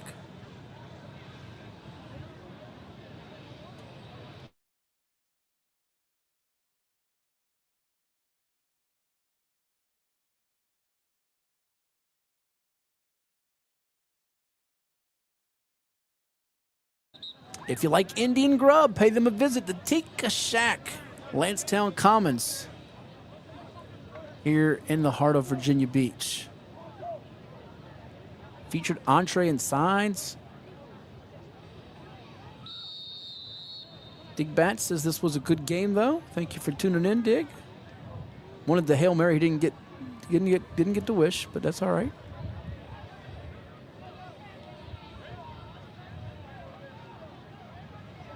So here is Wilson, tippy-toeing around. He's going to end up losing some yardage. Hurts his stats a bit, but that's okay. All that matters is getting to the championship round, right? And another timeout called by the Larkspur defense, not trying to throw in the towel just yet. Going to be another loss of 2. 52 ticks left, and I believe there's one more timeout left here for Larkspur. That could be it. Looks like they might be out of timeouts.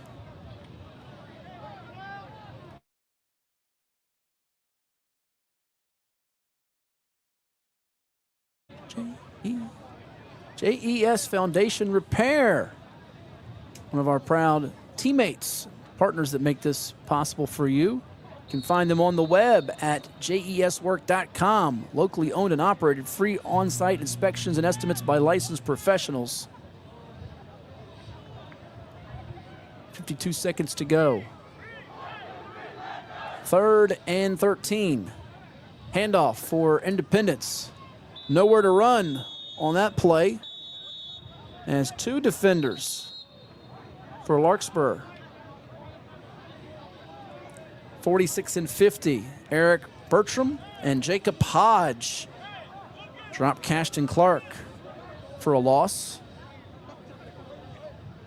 Their loss of about 2.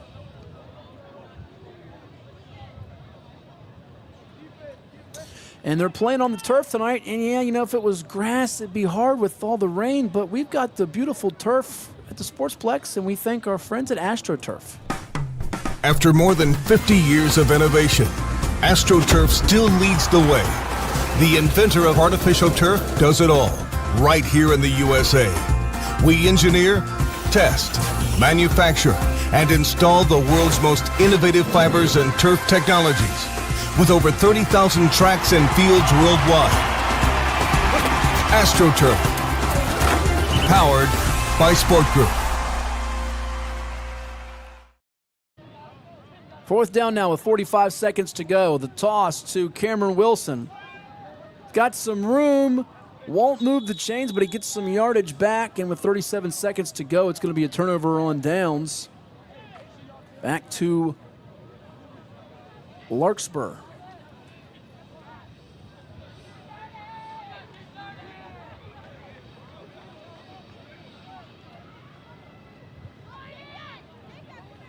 Got about 10 on that run.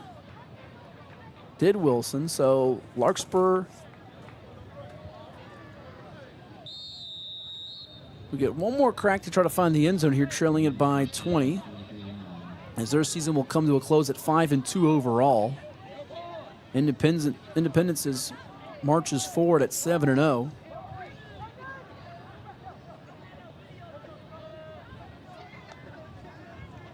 Here's Baker throwing it on the far side. It's a jump ball. It's deflected and caught. It was initially deflected by Tyrese Brown, and Courtney Jones comes down with it.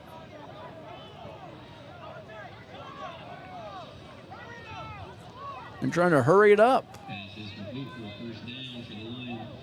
It's going to be all the way at the 32-yard line. A pickup of 25. Longest play from scrimmage tonight for Larkspur. That's how you keep up with the Joneses. And this heave is incomplete, and it will stop the clock with 23 seconds to go.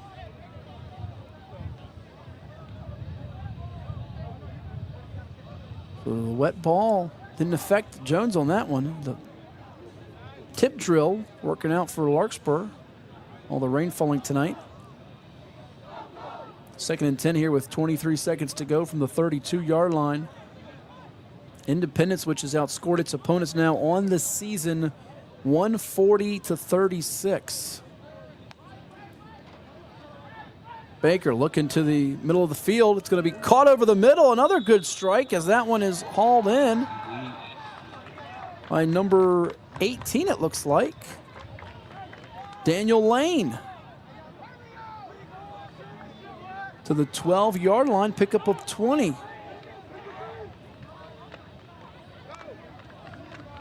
.64 yards passing, all here in the second half for Baker. This one in the end zone. Oh, that was in the hands potentially of number 14, Messiah Bond. He wanted an interference call. Was covered on that play by Elijah Mims, it looked like, number 19.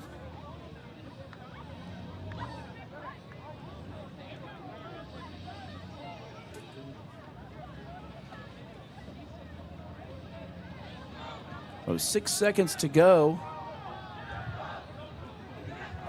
It's actually at the 11, so we're going to give Lane 21 on that last pass play as they moved it up.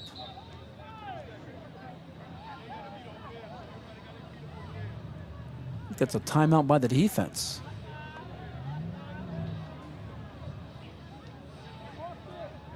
So with 6 seconds left, we'll squeeze in one more timeout and hear from, I believe it's our friends at Atomic Wings, is it? Or no, it's our friends at Il Giardino, our title sponsor for tonight. Il Giardino's got a lot of great things. Check it out. Authentic Italian cuisine can be found in just one place in Hampton Roads, Il Giardino Ristorante in Virginia Beach. Il Giardino offers veal, seafood, chicken, pasta, vegetarian, and pizza creations. Add the sounds of the piano bar and lounge, and it's no wonder Il Giardino is such a popular local spot. Open daily at 5 p.m. I tell you what, I'm so hungry right now. Il Giardino, Atomic Wings, Chicho's Pizza. You got a lot of great selections to choose from, all helping us bring you this terrific night of middle school football playoff action on Cova Sports TV with 6 seconds to go. 26-6, Independence closing in on its spot in the championship game next week. I see waiting to take the field are Brandon's Chargers and Landstown's Lancers, but can the Lions of Larkspur get one more touchdown before their season comes to a close? They've got it at the 11-yard line. Here's Cameron Baker throwing it in the end zone. It's going to be pulled down for a touchdown. Number 14, Messiah Bond catches it. It's a touchdown. So that's going to make it 26-12. And with it being triple zeros, doesn't look like there's going to be an extra point try or 2-point try at all. Nonetheless, the Lions didn't quit. Give them that. Their season comes to a close at 5-2. The handshake line coming up. Some quick final stats for all of you out there. Offensively, Independence, all their yardage coming via the ground game. Cashton Clark had a touchdown at the end of the game in the fourth quarter, 7 carries for 66 yards. He was the second leading rusher. The leading rusher, though, was Tyrese Brown, 6 attempts for 125 yards and a score. Cameron Wilson had 39 yards on 11 attempts and a touchdown, and Teo Price with 6 rushes for 8 yards and a score. For Larkspur in defeat, quarterback Cameron Baker, 5 of 9 passing for 76 yards and that touchdown from 11 yards out to Messiah Bond. Bond had 4 yards rushing to go with 30 yards receiving on 3 catches to go with that score. Courtney Jones had a 25-yard catch. Daniel Lane with a 21-yard grab as well. Baker had 14 yards rushing. Caleb Kyle, the leading rusher for Larkspur, in defeat tonight with 17 on the ground. As Independence is now 7-0 on the season, they win it 26-12 tonight. So the Eagles in the blue jerseys with the white helmets.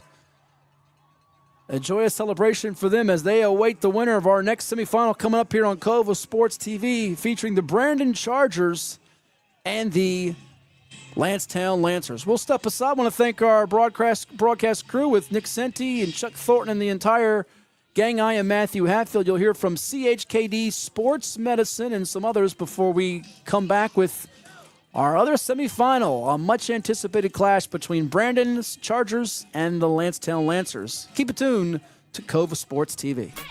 For any athlete, making it to the top sometimes comes with a few steps back. That's why parents count on CHKD Sports Medicine, advanced diagnostics, treatment, and rehabilitation for sports injuries, just for young athletes like yours. With convenient locations across Hampton Roads and a whole team of experts here to keep your favorite player at the top of their game. CHKD Sports Medicine. Learn more at chkd.org or call the CHKD Sports Injury Hotline. Working at ASC has been one of the best experiences of my life. Actually wanting to get up and come to work every day, knowing that you're going to learn something new. It's a new challenge every day, new projects, new designs. It is always something new and exciting going on around here.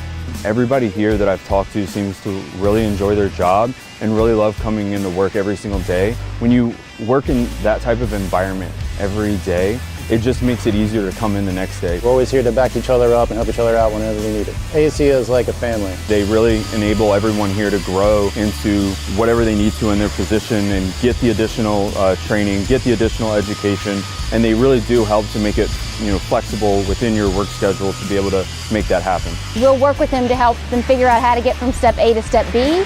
A lot of times it might include taking some educational classes at the community college, as well as on-the-job training. If it's a skill like welding, we might send them to Saturday welding school for 10 Saturdays. If you have a lot of experience in doing what you're doing, that's great. Come on in, come apply. If you don't have any experience, that's fine too. We will teach you.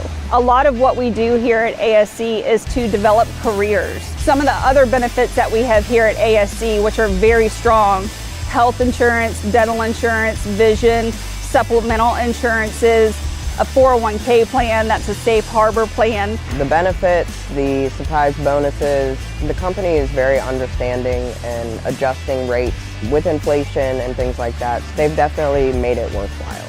When you come here, you might think that you know what it will look like, but 5 years down the road, you might find yourself a plant supervisor. You never know.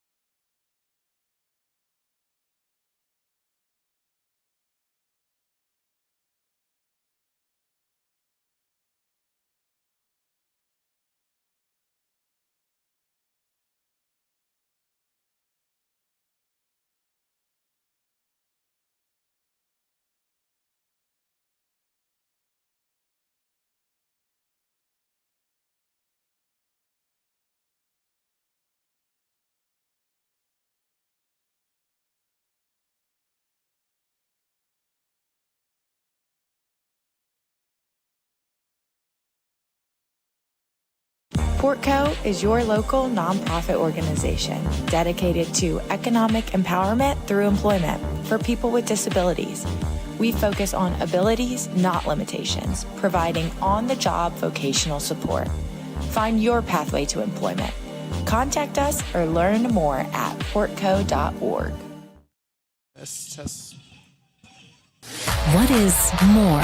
Is it more reps, more strength, more stamina? We say it's all of that, but it's greater than just what's in the mirror. It's about improving your mental and physical health. More is a feeling of achievement, fulfillment, confidence. It's looking better, feeling better, being better, and it's our mission to get you there. Because here, you are more. One Life Fitness.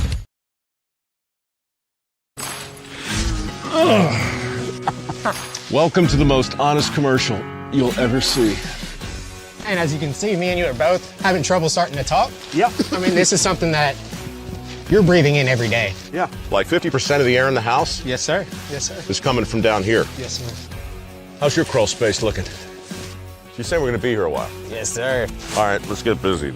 Get a free and honest inspection with JES Foundation Repair, a groundworks company.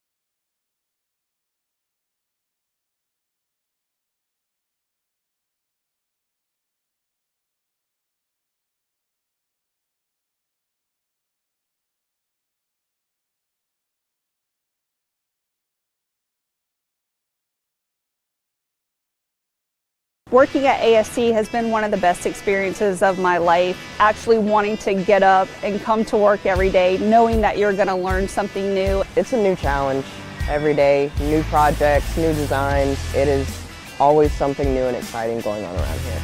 Everybody here that I've talked to seems to really enjoy their job and really love coming into work every single day. When you work in that type of environment every day, it just makes it easier to come in the next day. We're always here to back each other up and help each other out whenever we need it. ASC is like a family. They really enable everyone here to grow into whatever they need to in their position and get the additional training, get the additional education, and they really do help to make it flexible within your work schedule to be able to make that happen. We'll work with them to help them figure out how to get from step A to step B.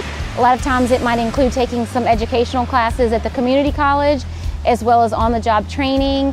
If it's a skill like welding, we might send them to Saturday welding school for 10 Saturdays. If you have a lot of experience in doing what you're doing, that's great. Come on in, come apply. If you don't have any experience, that's fine too. We will teach you. A lot of what we do here at ASC is to develop careers. Some of the other benefits that we have here at ASC, which are very strong: health insurance, dental insurance, vision, supplemental insurances, a 401k plan, that's a safe harbor plan. The benefits, the surprise bonuses, the company is very understanding and adjusting rates with inflation and things like that. They've definitely made it worthwhile. When you come here, you might think that you know what it will look like, but 5 years down the road, you might find yourself a plant supervisor. You never know.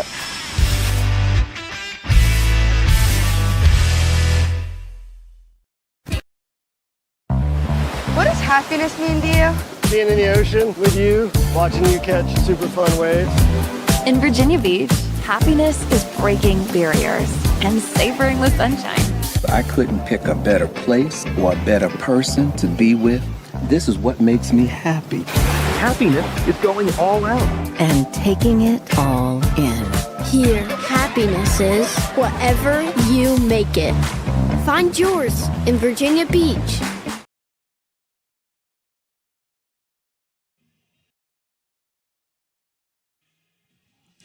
And we're back here. And we're back here at the Virginia Beach Sportsplex tonight, where the middle school football playoffs are taking place. Our first game is in the books. Earlier tonight, it was the Larkspur Lions falling to the Independence Eagles by a count of 26-12. Coming up here in just a little bit, we have the Brandon Chargers, who are perfect at 6-0 on the season, outscoring its opponents 242-0, taking on the Landstown Lancers, who are also 6-0 on the year, outscoring its opponents 142-40. I'll tell you how these two teams got here. And in the case of Brandon, they have pitched shutouts against the likes of Corporate Landing 26-0, Great Neck Middle 46-0, Plaza Middle 36-0, Virginia Beach Middle 48-0, Bayside Middle 36-0, and Kempsville Middle 50-0. Needless to say, they've been mighty dominant.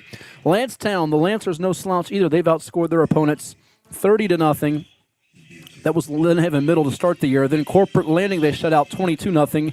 Had some battles with Bayside Middle and Plaza Middle. They won those 22-12 and 26-22 respectively. Doubled up Salem Middle 12-6, their nearby rival, and then shut out Great Neck Middle 30-0 to make it to tonight's semifinals. So we've got the action all coming your way here in just a little bit on Cova Sports TV. Matt Hatfield here with you. We've got Jack Lowe who will be doing some commentating with me as well, and Mason Yoder, our producer-engineer, for our matchup to see who will take on the Independence Eagles coming up on November 6th in the championship game that will be played here at the Virginia Beach Sportsplex and Harold Heischober Field. But we'll take another time out and hear from some more of our sponsors that make it possible for us to do this stream with you.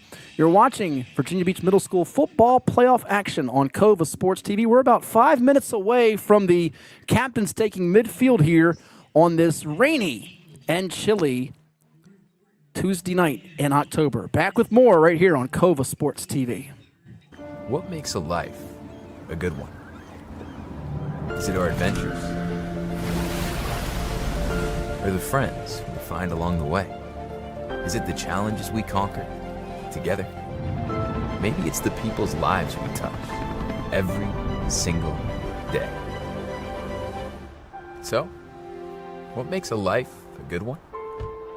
You'll have to figure that one out for yourself.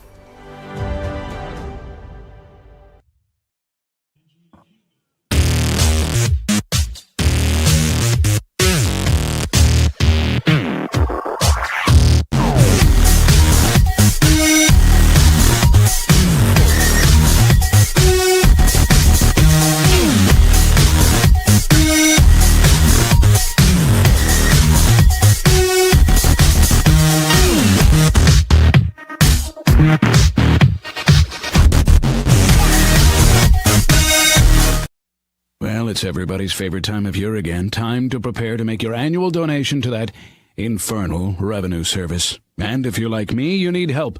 Help to keep that donation as small as possible. You need John Maynard. PFP, LUTCF, EA, all those initials behind his name mean he's qualified to work on your taxes. He's an ATA, accredited tax advisor. He's an ATP, accredited tax preparer. He's a fellow at NTPI, the National Tax Practice Institute. And if all that weren't enough, he's also been voted the best of Norfolk and the best of Virginia Beach Awards. John Maynard has been professionally trained in tax preparation and representation. He brings to the table over 30 years' experience in federal and state returns. He delivers personalized, one-on-one service, and he's a certified electronic filer. The IRS likes electronic filers. So get off your W-2 and call John Maynard at John's Tax Service, 455-6763. There you go, right against the wall. Authentic Italian cuisine can be found in just one place in Hampton Roads, Il Giardino Ristorante in Virginia Beach. Il Giardino offers veal, seafood, chicken, pasta, vegetarian, and pizza creations. Add the sounds of the piano bar and lounge, and it's no wonder Il Giardino is such a popular local spot. Open daily at 5 p.m. For any athlete, making it to the top sometimes comes with a few steps back. That's why parents count on CHKD Sports Medicine, advanced diagnostics, treatment, and rehabilitation for sports injuries, just for young athletes like yours. With convenient locations across Hampton Roads and a whole team of experts here to keep your favorite player at the top of their game. CHKD Sports Medicine. Learn more at chkd.org or call the CHKD Sports Injury Hotline. Ow. A history of winning started with the 65 Gators, losing steam, losing sweat.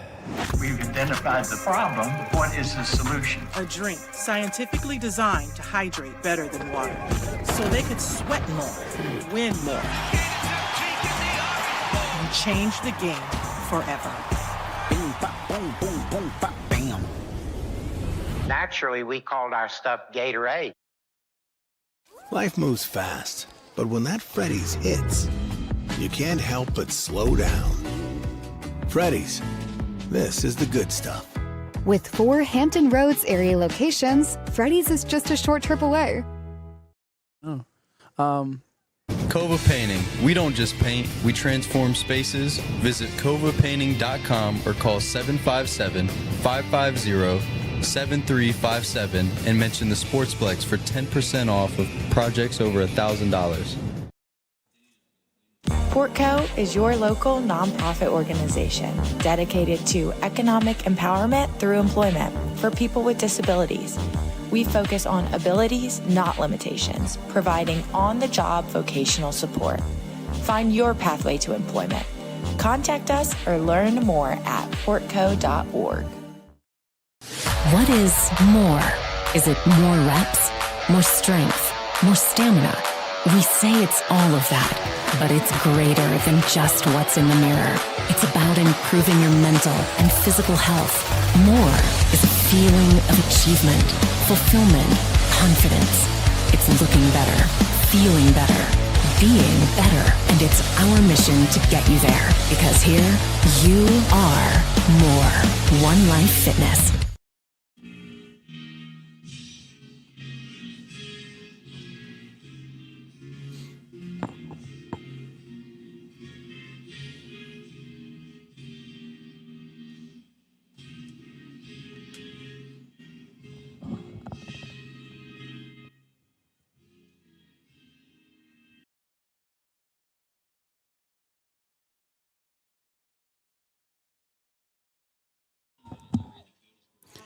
And we welcome you to tonight's coverage of the Virginia Beach Middle School semifinals. It's a matchup featuring the Brandon Chargers and the Landstown Lancers, both a perfect 6-0 on the season. Our captains at midfield, the likes of 1-3-68, and I do believe that's 75 for Landstown. Dallas Crawford, number 1, Stephen Briggs, number 3, 68, Joshua Stein,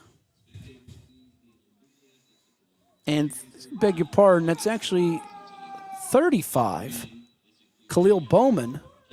the captains for the Lancers, and for Brandon Middle, we have the likes of, well, now they turned on me, so we can't see all of them, but we'll give them to you in a moment as they are doing the coin toss.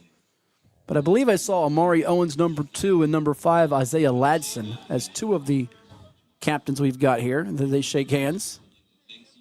And indeed, those are 2 of our captains. The other captains being the likes of number 3, KJ Joyner, and number 8, Travis Hudgens.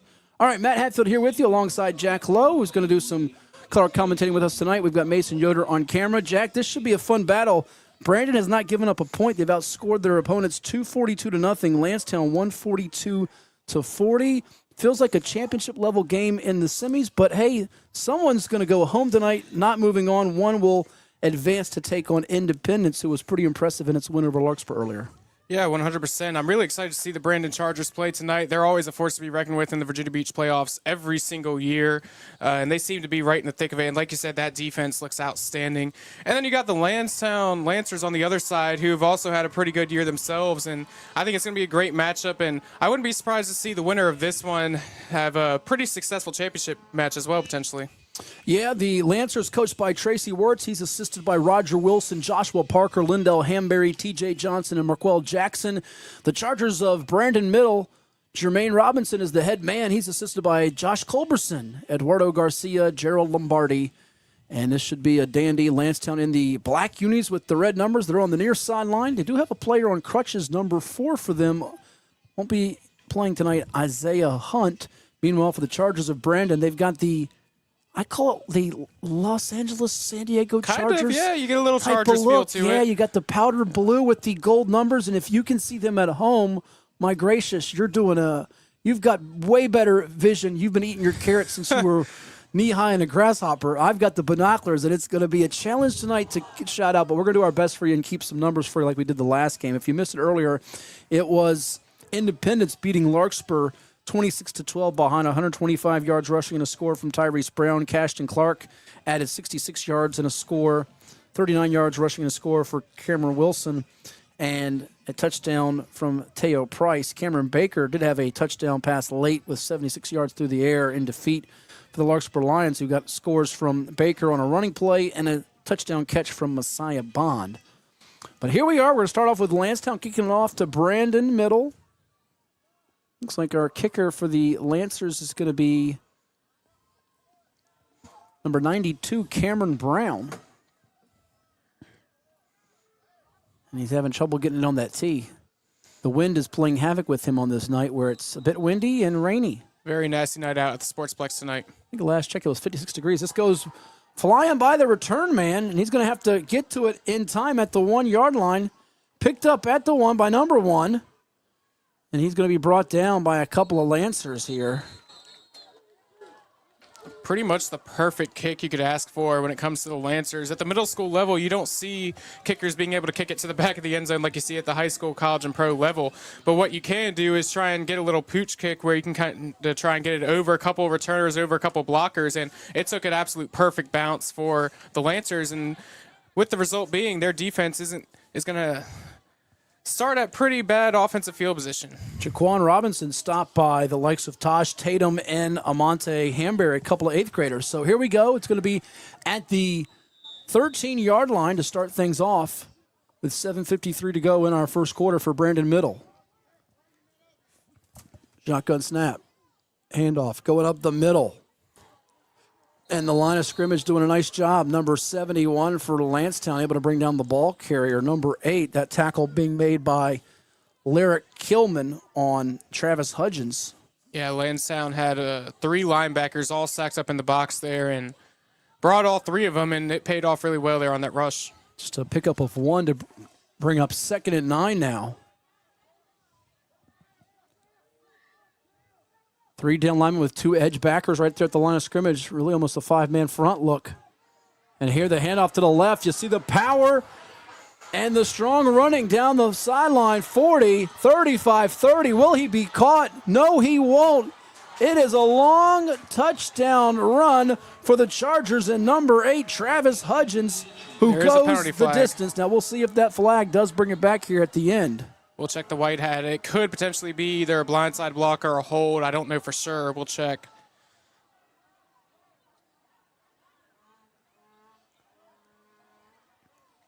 Regardless, though, great job by the offensive line.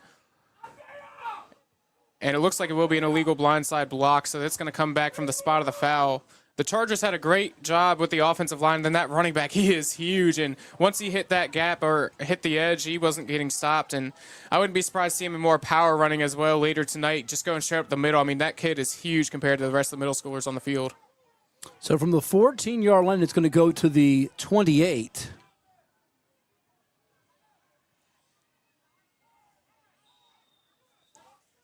So that was a 10-yard penalty, I believe? I believe so.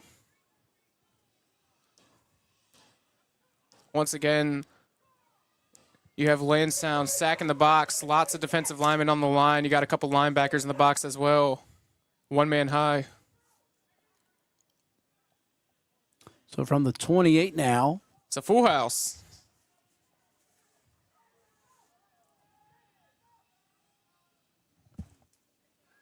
Up the middle they go again, breaking a tackle, but ultimately being dragged down near the 20. On that run for number 5 of Brandon Middle, Isaiah Ladson. And you'll notice this a lot for any of you who may have just been watching this pass game that just wrapped up. A lot of running at the middle school level. You will see some play action and some passing, which it gets really exciting when it does happen, but a lot of power running, a lot of the offensive linemen still learning techniques to the run blocking and making gaps to the running back. 6 yards for Ladson, second and about 4. Short 4, long 3, we'll call it. Here's the handoff. Stiff arm with the right hand, but dragged down quickly. Good job by the defense of the Lancers to limit number 5 and Isaiah Ladson.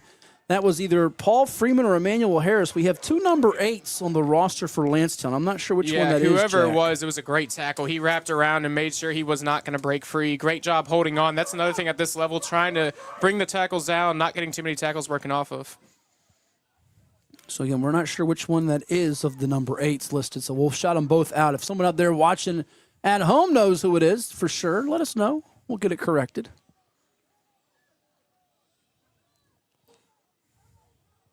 Split shot. It's going to be third down now.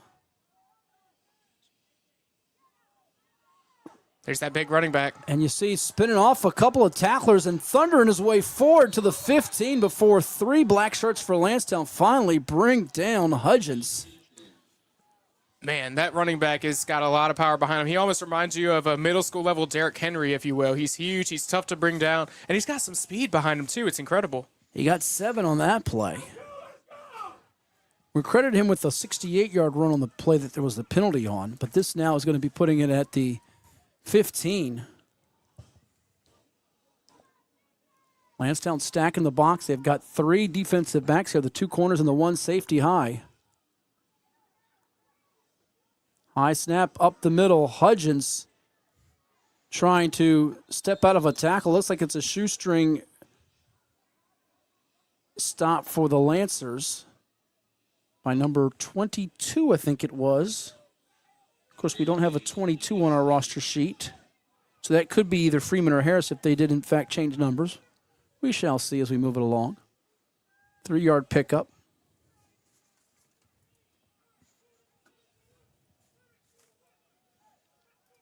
Second and 7 now.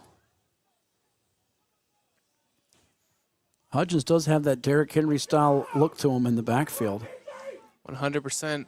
You see the red socks and red sleeves for number 5. I think that is Ladson back there. He's going to be the ball carrier. Tries to follow his blocks as he's bringing a couple of Lancers with him. Eventually, he's going to be dropped from behind after a nice gain by big number 68 for the Lancers and Joshua Stein. An outstanding gap provided by the offensive line, and this offensive line has really came through a lot already this drive. We had the big run to at least get them to this point, even though it was called back a little bit. The offensive line run blocking has been outstanding. They're creating gaps and holes for these running backs, making them hardly have to do any work. We got a timeout on the defense here with 3:45 to go in our first quarter. Brandon's Chargers knocking on the door against the Lancers of Landstown in our semifinal here at the Virginia Beach Sportsplex. We'll step aside and come back with more after we hear from one of our sponsors here at the Plex. For any athlete, making it to the top sometimes comes with a few steps back.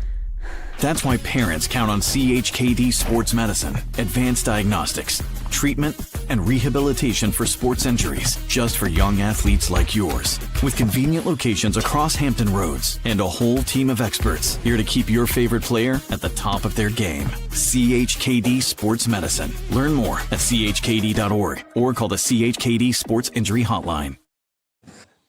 All right, so we did confirm that number 8 is Paul Freeman for Larkspur, thanks to Jay Free out there. We're still checking on 22, but first and goal now from the 5 with 3:45 to go in our first period. Brandon's Chargers with 3 receivers to the far side, Jack. It's going to be a single back, and it's that big bruising back, Hudgens. We'll see if he ends up getting the handoff. He does, runs to his left up the middle. Oh, he trucks a defender down to the goal line, and he's going to be stopped at the 1-yard line. I've got to say, a great job by the offensive coordinator for Brandon Middle School. What they did there was they brought 3 receivers to the high side running trips, distracting the secondary, saying, hey, we have attention over here. We got to go cover these receivers. That takes less defensive backs out of the box and more room for the running back to prevail. Waiting for the snap and shotgun. It's going to be Amari Owens. Owens hands it off. Oh, he slips. Does the ball carrier. Hudgens runs into 22, and also a big 70 in on that stop for the Lancers. Bless Jones is going to lose about a yard on that. That interior defensive line did a great job, and I think he did slip a bit coming out of the formation, but the defensive tackles were all over the play. They weren't going to give an inch there. So 3rd and goal now at the 2 as we tick towards 2.5 minutes to go. I'm not too sure about this Charger quarterback, but if he's anything mobile, I wouldn't be surprised to see some sort of read option here. I think that'd be a great look. It's going to be split shot. They'll have 2 running backs. To the left side, it's going to be Ladson. On the right, it's going to be Hudgens. So they do go with an option look. High snap. Oh, no. Brandon's in trouble here, diving on it to avoid a turnover. Was the quarterback in Owens, but that's going to end up being a loss of all the way to the 17, 15 yards. I think they're going to give him the 18. No, you're right. It's going to be back to the 18, so 16. And you got fourth and goal, and you know you're not going to see many kickers attempting field goals in this one. I wouldn't expect, especially from this distance. So at this point, either you just punt or you just throw up basically a prayer. Landstown makes a sub here on defense. Looks like checking in was a Monte Hamberry. It's going to be a zone look from the Brandon. 3 receivers to the right. Here's Owens on the run, trying to dash his way towards. He bounces off one tackler but will not reach the end zone. He's eventually dragged down. Credit those stops for the Landstown defense to the likes of number 3, Stephen Briggs, and number 35, Khalil Bowman. So they get the stop, and Landstown keeps Brandon's high-powered offense off the board. Great job by the defense of the Lancers. Obviously, the Chargers kind of shot themselves in the foot there with a bad snap, but the Lancers did a great job being all over, making sure it didn't turn into anything positive for them. And then also doing a good job on that 4th down to make sure, hey, they're not supposed to gain anything there, but they did a great job. They dropped back into zone coverage, making sure the quarterback had nowhere to go. So an offense putting up 40.3 points per game comes up empty on its first series. So here's Landstown at its own 11, 1st and 10. Very tight offensive formation. Lancers on the move, making one player miss and then diving forward for a nice gain on that one for the Lancers is number 22 on that run. Still looking for that name. Are we seeing the Cox Falcon wing T offense, Matt? I'm trying to get a number 22 for you out here for Landstown and figure out who that is that got 10 on that run.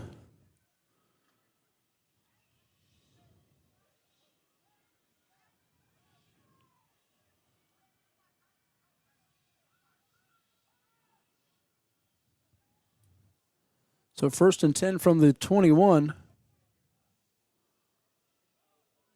Jack trying to find out who that is with the number change. Double handoff now on the move for Landstown. Nowhere to go for the ball carrier.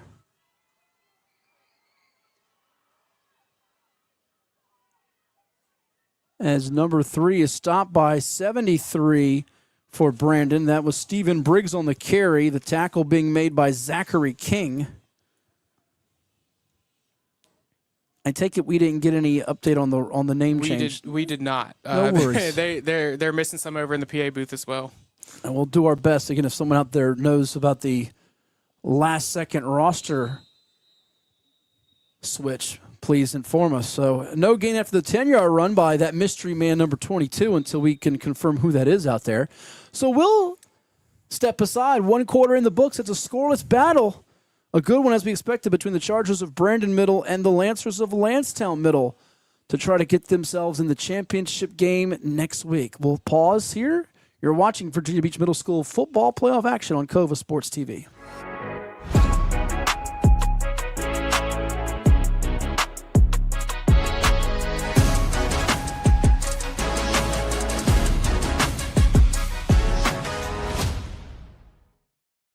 Authentic Italian cuisine can be found in just one place in Hampton Roads, Il Giardino Ristorante in Virginia Beach. Il Giardino offers veal, seafood, chicken, pasta, vegetarian, and pizza creations. Add the sounds of the piano bar and lounge, and it's no wonder Il Giardino is such a popular local spot. Open daily at 5 p.m.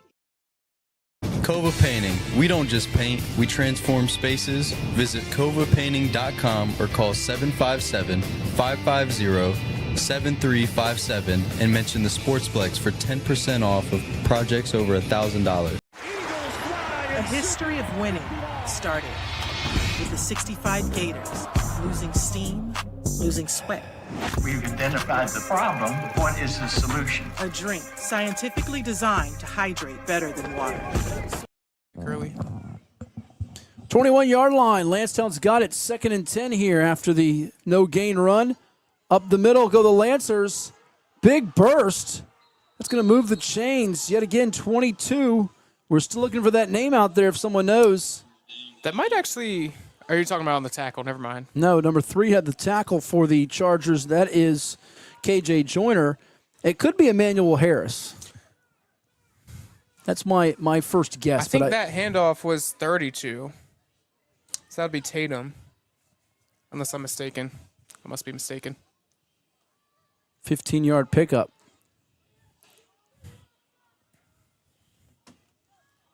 The 36-yard line. Again, really tight formations. Well, they're going to spread out now, but still very tight formation for the Lancers. 22's in motion. And up the middle, nowhere to go. A little trickery. Great stop by the Brandon defense with Mark Calistro-Bodden on Amante Hanbury. Somebody out there says that's Steve, number 22. We need a last name, hopefully. If Prince Suspect can help us out again, please.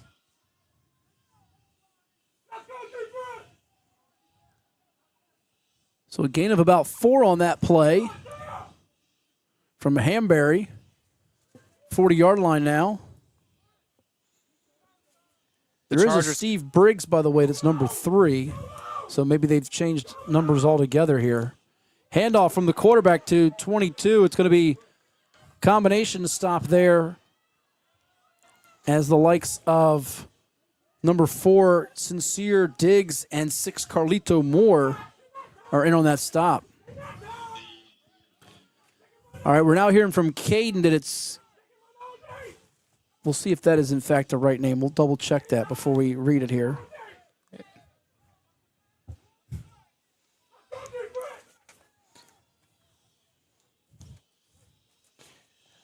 The Chargers countering with a very bunched up defensive formation as well as sacking that box as you would expect.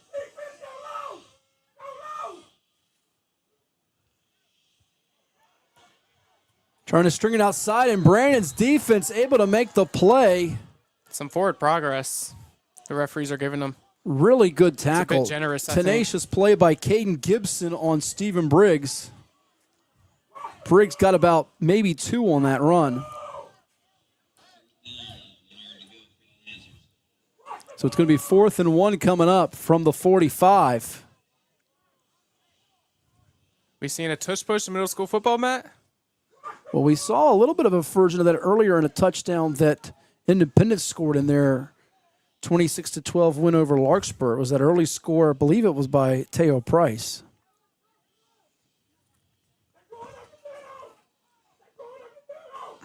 Well, we know they're going to go bunched up. They have been on normal first downs, too.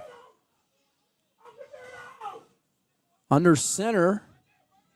Literally under center.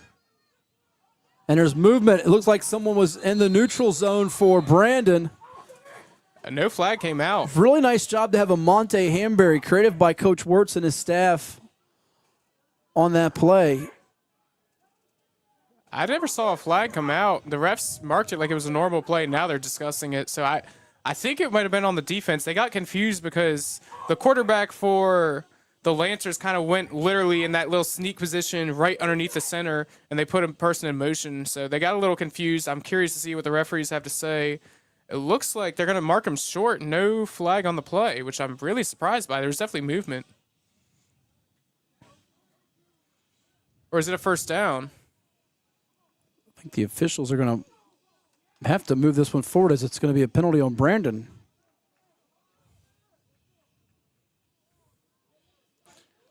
Brandon's offense, or excuse me, the Lancers offense staying out onto the field. It is going to be, they're moving the chains here. Our officiating crew tonight, referee Ronald Wyatt, umpire Charles Johnson, linesman Corey Baker, Tyrone Leak, the line judge, Rashawn Spud Hamid, the back judge, Ibrahim Torre, Jacob Ickner, and Dion Hunt on chain, and our clock operator is none other than Charles DeLoach. I'm not sure why they're taking so long to explain and get this sorted out, as they now speak with the head coach for Brandon Middle, Jermaine Robinson, who's getting an explanation of what exactly they are planning to do. My best guess is it was an offsides call. They got 5 yards, automatic first down. So it is, in fact, a first down, as that's going to go against the Lancers, against Brandon, their second penalty of the night. Overthrown. Incomplete from the 47. That's just your dump off to number 22. They had a couple routes going deep. Nothing was open there, so they tried to dump it off. 22 was kind of covered a little bit as well, but had a little bit of space, just the ball was overthrown. David Foster asking earlier on our chat, when is the championship? It's going to be next Thursday night, November 6th, here at the Virginia Beach Sportsplex. It'll be streamed right here, Cova Sports TV. So 2nd and 10 coming up with 4:14 to go in our second quarter. Pretty quick moving first half.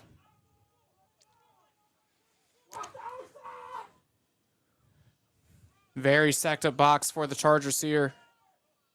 Man in motion. Here's the handoff. Gets away from one tackler, but not the second, as the likes of number 5, Isaiah Ladson, and number 14, Damari Bonner, drop Briggs behind the line of scrimmage. Great job by the edges of the Chargers, not giving an inch on the outside. Outstanding job. So they lose a yard on that play. 3rd and 11 now from the 46. Now I'm curious to see how they will play this down on defense, since they're really a run-based offense, but when you're at 3rd and long, are you going to defend the pass more, or are they still going to try and run it up the gut? We'll see. They like to change their formation a lot. Here's an audible. Brings in motion again. Quick snap from under center. I believe that's Hamberry again. Yes, that is the 3rd time we've seen that now tonight, where you'll get that motion where everybody kind of flips into an audible, and the quarterback kind of literally, like, it's hard to explain, but literally goes right under center and kind of hides there and takes a snap and immediately runs up like a QB sneak, but kind of on steroids. It's really incredible. Well, it brings up 4th and 5 after a 6-yard pickup, and it's 4th and manageable now, really. Really, they know it was 2-down territory, so now this makes it an easier 4th down to possibly convert. Hamberry gets from right under center again. This one gets snapped to 22, who runs to the right. 22's off and going. He's got a first down, but a little stiff arm action at the end. Ends up being dragged down by Caden Gibson. We're still looking for a name confirmed of that number 22 out there. Still looking for it, but I'll tell you what, 22 does a great job exploiting the edge of the Chargers defense, got to the outside, got to the right, and nobody was going to stop him before he got that first down marker. All the way to the 38, so it's actually a pickup of 14.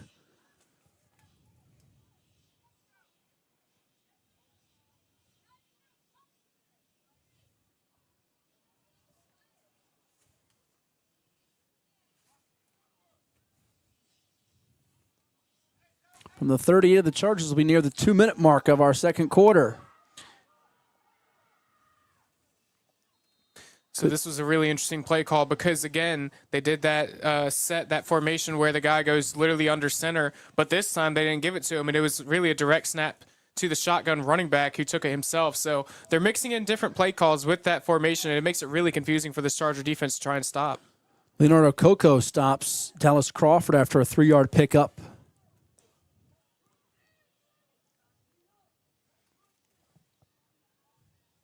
We're now getting told that 22 is Sean. Again, we haven't confirmed that. We've gotten different people out there. Again, if you know for sure, let us know. We don't want to guess. Someone told us earlier they thought it was number 3, Steve Briggs potentially, or Steven. And we're going to get a timeout from Coach Tracy Wirtz in the offense of Landstown here from the 35-yard line with 1:23 to go before the half. Can they get on the board, or will we go to intermission scoreless? Well, come on back and find out. You're watching the Virginia Beach Middle School Football Playoffs semifinal round action on Cova Sports TV.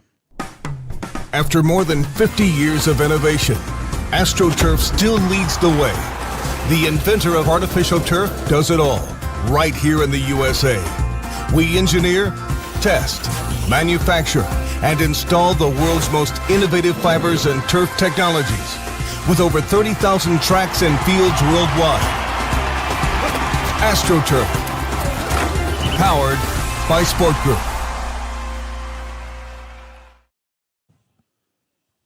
Second and 7 from the 35-yard line coming up. You heard from AstroTurf.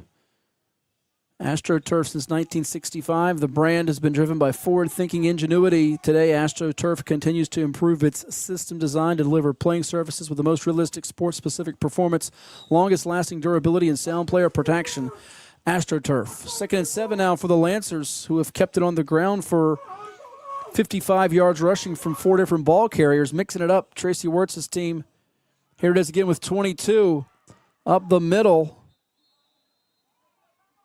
Looks like he's brought down from behind. A couple of different players for the Chargers defense, including Zachary King.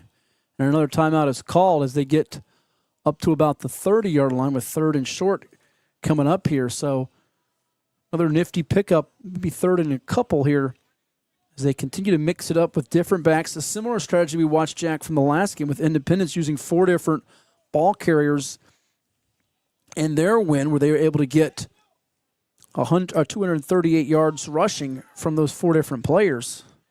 Yeah, and you'll see that a lot at the middle school level because, again, like I mentioned earlier, coaches don't like to pass as much. Quarterbacks really haven't developed their arms like they need to once they get to by the high school level.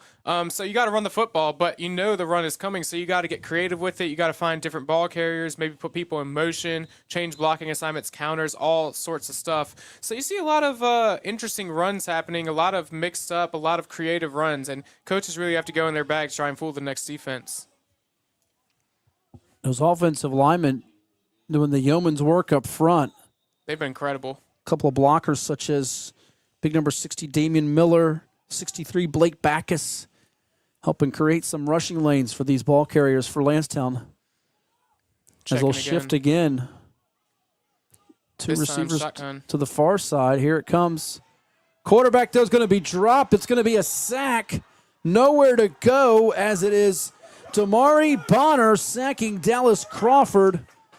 Big play there from the Brandon defense, flexing their muscles. I tell you what, you were just talking about the offensive line. That's all they needed to hear. They came flying off the edge both ways, on both edges. You saw the defensive edges getting around the offensive tackles, and there was nowhere for the quarterback to go, and he got slammed to the ground. Great job by the Chargers defense, and now we'll get a timeout. as they go back to the 40.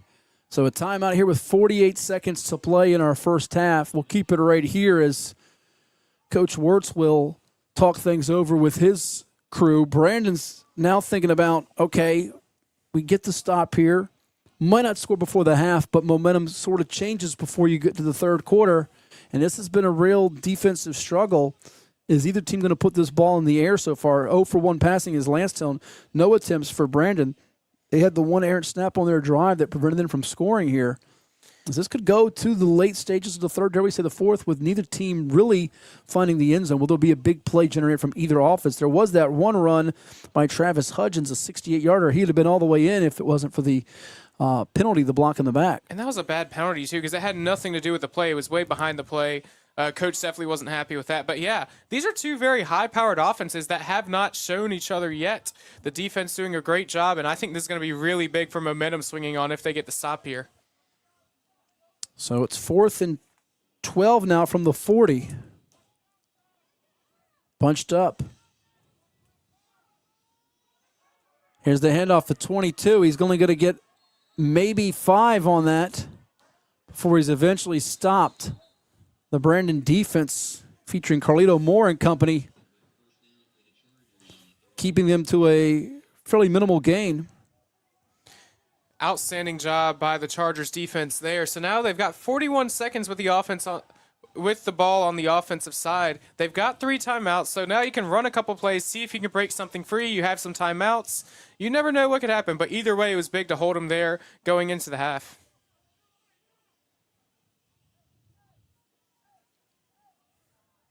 So from the 35-yard line, Brandon will have it. And I tell you what, that sack was detrimental to the Lancers there on that second down, I think it was. And that was huge for the Chargers to get this ball back. Keep it on the right side of that offensive line with Keshawn Griffin and Mark Calistro-Bodden. Quick pass is going to be incomplete. They were trying to find Isaiah Ladson on the run.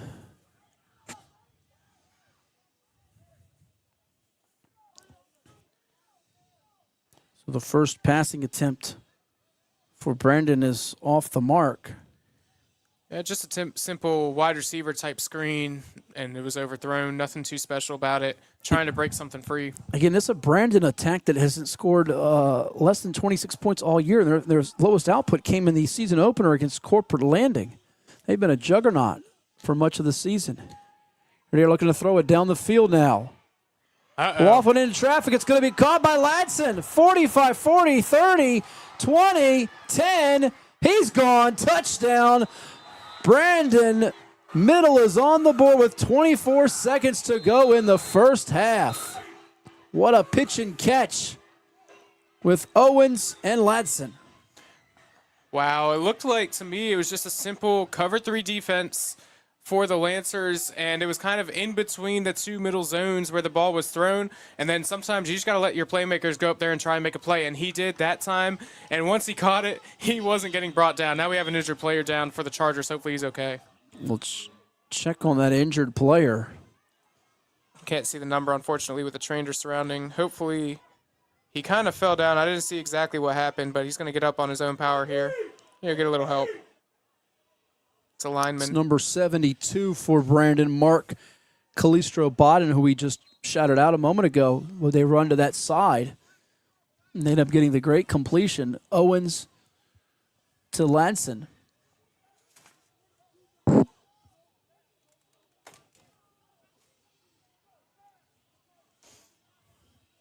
Well, I'll tell you what, that defensive stop paying dividends. Again, that sack that they made happen completely flipped the momentum, made it a 4th and very long. They weren't going to get it, and then you lead to that. Incredible.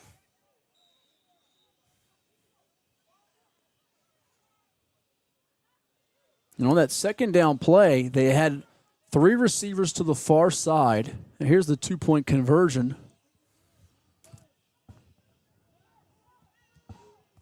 We'll get that fixed up, by the way. Somebody mentioned Landstown getting the touchdown on the scoreboard. We'll fix it in a moment. That's supposed to be on Brandon.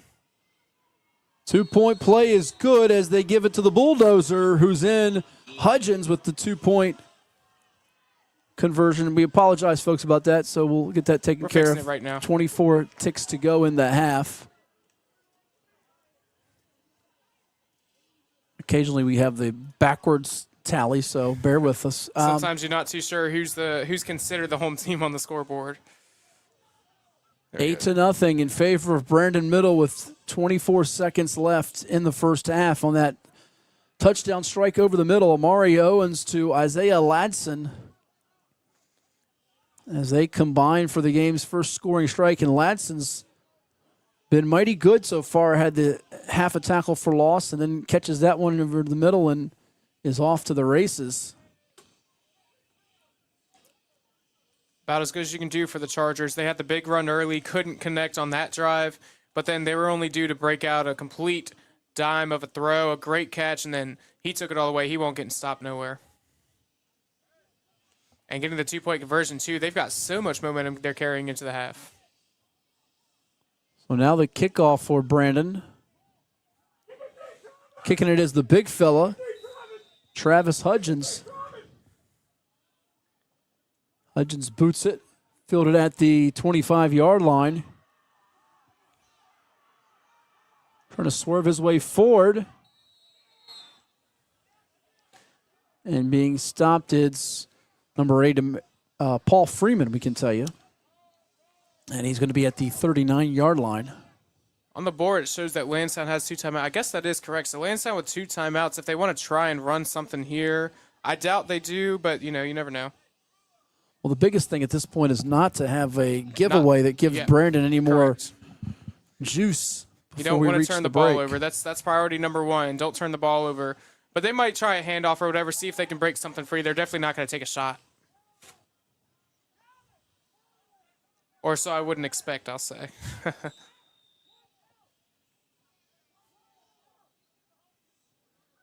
And they're still huddling up. A couple of players confused at what's going on.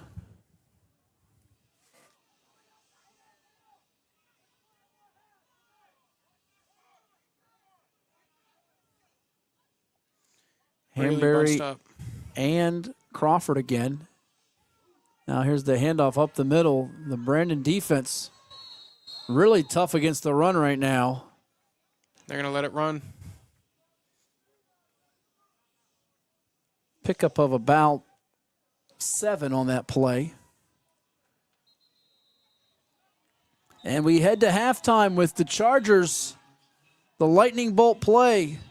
The 65-yard touchdown pass with 24 seconds to go in the second quarter, courtesy of Amari Owens to Isaiah Ladson. Caught it over the middle at midfield, and he did the rest. 8-0 in favor of the Chargers, trying to find themselves a spot in next week's championship game against Independence. We'll step aside here for our halftime break, pass along some numbers. When we return, you're watching the Virginia Beach Middle School League semifinals right here on Cova Sports TV. Welcome to the most honest commercial you'll ever see.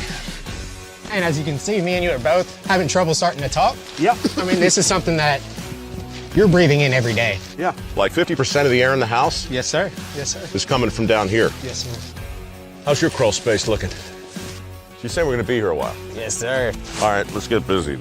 Get a free and honest inspection with JES Foundation Repair, a groundworks company. Working at ASC has been one of the best experiences of my life. Actually wanting to get up and come to work every day, knowing that you're going to learn something new. It's a new challenge every day, new projects, new designs. It is always something new and exciting going on around here. Everybody here that I've talked to seems to really enjoy their job and really love coming into work every single day. When you work in that type of environment every day, it just makes it easier to come in the next day. We're always here to back each other up and help each other out whenever we need it. ASC is like a family. They really enable everyone here to grow into whatever they need to in their position and get the additional training, get the additional education, and they really do help to make it flexible within your work schedule to be able to make that happen. We'll work with them to help them figure out how to get from step A to step B. A lot of times it might include taking some educational classes at the community college, as well as on-the-job training. If it's a skill like welding, we might send them to Saturday welding school for 10 Saturdays. If you have a lot of experience in doing what you're doing, that's great. Come on in, come apply. If you don't have any experience, that's fine too. We will teach you. A lot of what we do here at ASC is to develop careers. Some of the other benefits that we have here at ASC, which are very strong: health insurance, dental insurance, vision, supplemental insurances, a 401k plan, that's a safe harbor plan. The benefits, the surprise bonuses, the company is very understanding and adjusting rates with inflation and things like that. They've definitely made it worthwhile. When you come here, you might think that you know what it will look like, but 5 years down the road, you might find yourself a plant supervisor. You never know.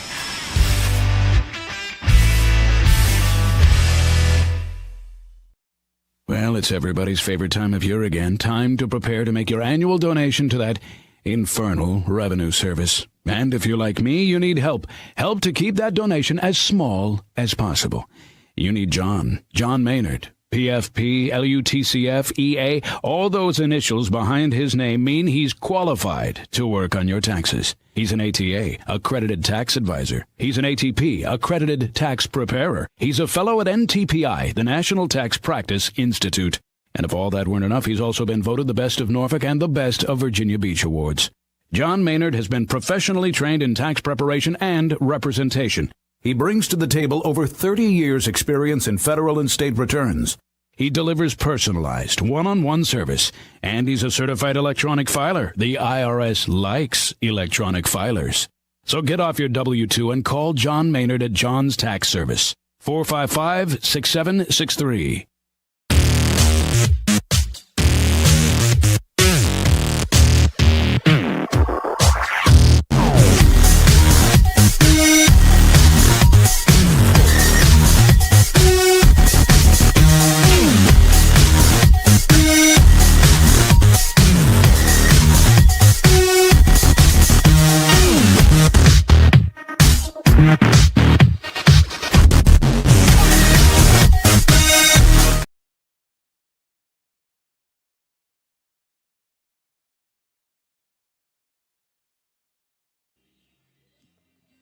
And we're back here at the Virginia Beach Sportsplex. Our score at the break: the Brandon Middle Chargers lead the Landstown Lancers by a count of 8-0. Matt Hatfield here with you alongside Jack Lowe, Mason Yoder, our producer-engineer. For this one, the winner moves on to the championship next Thursday, November 6th, against the Independence Eagles, who earlier defeated the Larkspur Lions by a count of 26-12 behind 238 yards rushing and 4 touchdown runs among 4 different ball carriers, as they got that done from the likes of Teo Price, Tyrese Brown, Cameron Wilson, and Cashton Clark. Leading rusher was Brown with 125 yards in that one. As for this game right now, so far the Landstown Lancers have run the football a total of 14 times for 62 yards. Leading rusher is a player we don't have a name for officially, number 22, with 7 attempts for 58 yards. Almonte Hanbury's got 2 rushes for 10 yards. The Lancers are 0 for 1 passing tonight. Brandon's Chargers led on the ground by Travis Hudgens, who's got 6 attempts for 82 yards, also has a 2-point conversion successfully. Isaiah Ladson has 3 rushes for 12 yards, had a 65-yard touchdown catch late in the first half. Amari Owens 1 for 2 through the air with 65 yards. As a team tonight, 11 attempts running the football for 85 yards for Brandon, which has completed 1 of their 2 passes for 65 yards and a score. The penalties pretty even so far, Jack. I'm looking at for Landstown, 2 for, check that, for Brandon, 2 for 15 yards, and Landstown with the 1 penalty for 5. So hasn't been much of a separator on that front. The number's pretty even. Landstown was feeling mighty good until that score before the break, and certainly that first series coming out of halftime always a tone setter for what you'll see the remainder of a ball game. Yeah, and I really think the swing in this game was, I've mentioned it a couple times, the sack that happened either on 2nd or 3rd down when Landstown was driving, and they kind of had a nice drive going. They took a sack, lost however many, 15 yards or whatever, and dropped so many yards, and that brings up a 4th down and super long. Obviously, they don't get it, leading to the fact that there's about 47 seconds on the clock, and Brandon gets the ball with a chance to go score. They had 3 timeouts. They didn't need to use any of them. They had an incomplete pass. Then before you know it, they thread the middle of a zone. Boom, a huge catch by the receiver, and he takes it all the way. He never looked back. Yeah, I think early on the wrinkle that Landstown showed, I haven't seen them all year to know what they've done offensively in terms of how they've operated, but that was it took some time for Brandon's defense to get acclimated to it. It feels like towards the end of the half, they have a better grasp of what they're doing offensively here, so we'll see what tweaks Coach Wirtz and the Lancers make to try to combat what Brandon's done to tighten the screws on defense. And now for the Chargers, they have that pass threat to go with the hard running of Hudgens as well as Ladson, who can catch it or run it.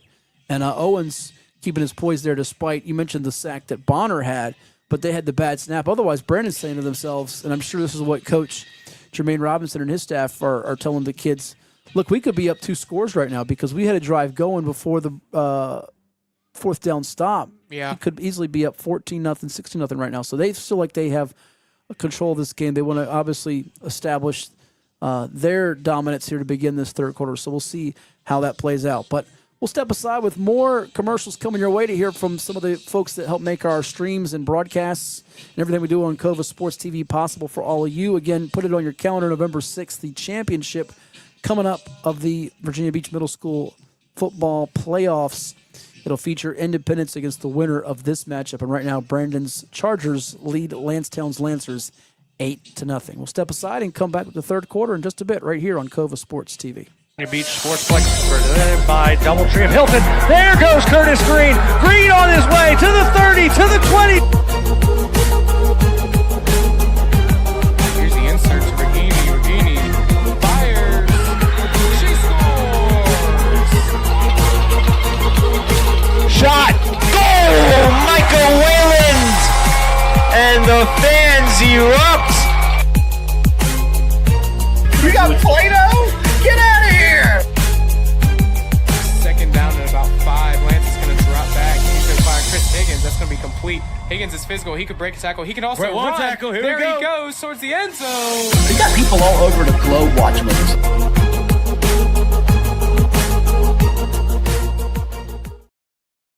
Well, it's everybody's favorite time of year again. Time to prepare to make your annual donation to that infernal revenue service. And if you're like me, you need help. Help to keep that donation as small as possible. So get off your W-2 and call John Maynard at John's Tax Service. 455-6763. It's 757 Saturday Sports Talk with Matt Hatfield and the one and only Coach Ed Young. Every Saturday morning at 10 a.m. on Cova Sports TV. From high school football and basketball to the NFL, MLB, college sports, and the NBA, if it's making headlines, they are breaking it down. Bold takes, big-time guests, and a few laughs, especially at the expense of that basketball coach, Ed Young. Catch it on Cox TV and YourView, and don't forget to like and subscribe on YouTube at Cova Sports TV. I grew up here. I know this town. I know the people here. More important, they know me. As a banker at Town Bank, we become part of the communities we serve. The people who bank with us, our members, know us. When you bank with Town Bank, you'll know your banker. You'll know you can reach us, and you'll know we're here for you. What makes a life a good one? Is it our adventures? Or the friends we find along the way? Is it the challenges we conquer together? Maybe it's the people's lives we touch every single day. So, what makes a life a good one? You'll have to figure that one out for yourself.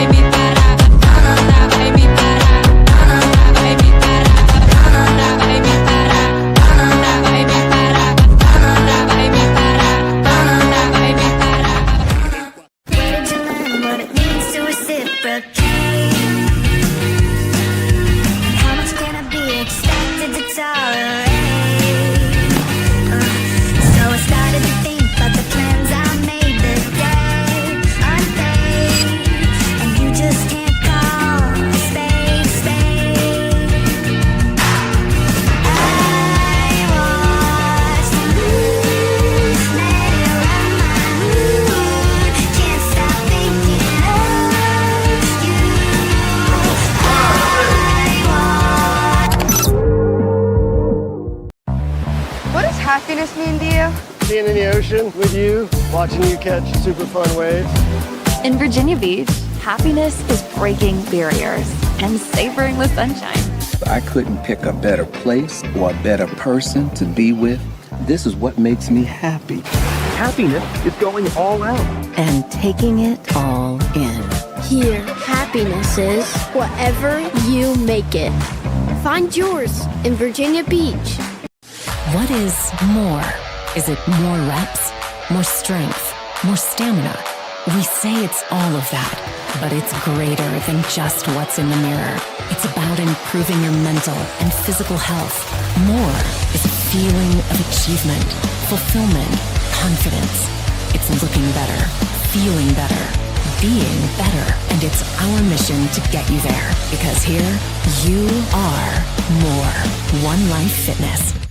Kova Painting. We don't just paint, we transform spaces. Visit kovapainting.com or call 757-550-7357 and mention the Sportsplex for 10% off of projects over $1,000.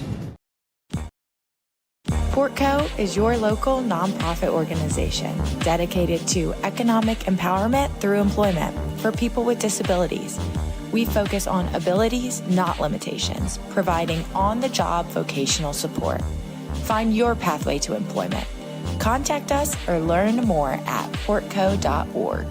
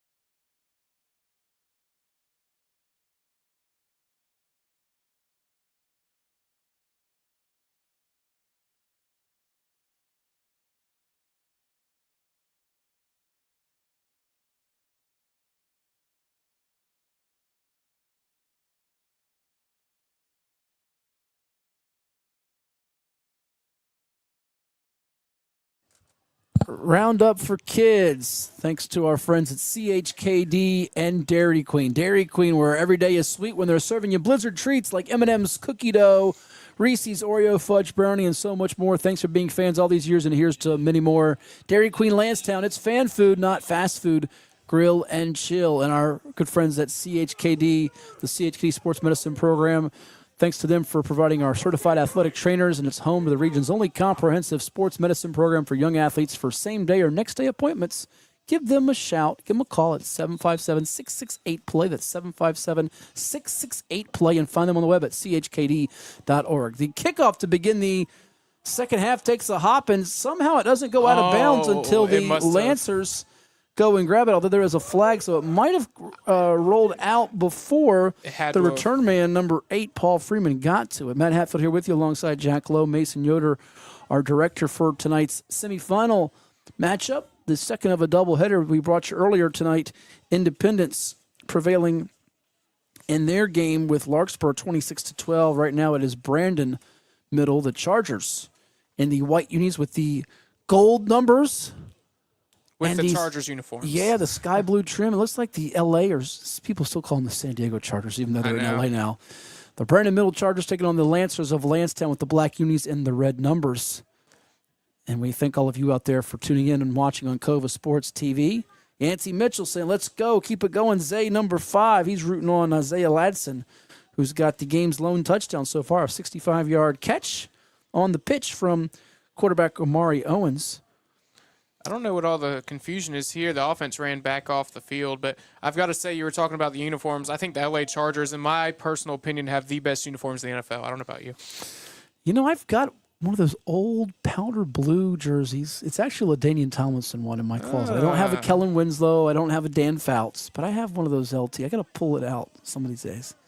One of these days. I've got one of those LT They've got a lot of different combinations. Yeah, I like the powder blue. Chargers fresh off of. I wonder if are they re-kicking? They're going to Or are they flipping the field? Maybe they were on the wrong side of the field. They're going to kick this one over again. But the Chargers coming off a shellacking of Nick Senti's Minnesota Vikings, which is why Nick is not up here to give me a dirty look about it. I got nowhere to talk because my Washington Commanders had a pretty poor showing on Monday Night Football. Yeah. But I'll tell you what, though, it made up for it getting to watch that World Series game that went to 18 innings. And yes, I stayed up for all 18. I didn't. I didn't like the outcome, and I didn't watch after I fell asleep in the 11th. So they're going to kick it off again here. This time from the 35.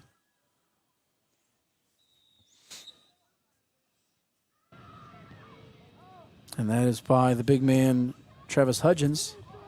22, bobbles it, gets it though, and now runs forward before he is dropped at about the 35-yard line. I think number 20 was in on that stop, Demetrius Dawes. Man, I'll tell you, that returner is strong. He basically had the defender jumping onto his back, and he was still fighting for yards. You love to see it out of the kid. Lamar Gregory, let's go. P4's AK, J and J. So here we go, third quarter now. Landstown's going to have it at their own 35.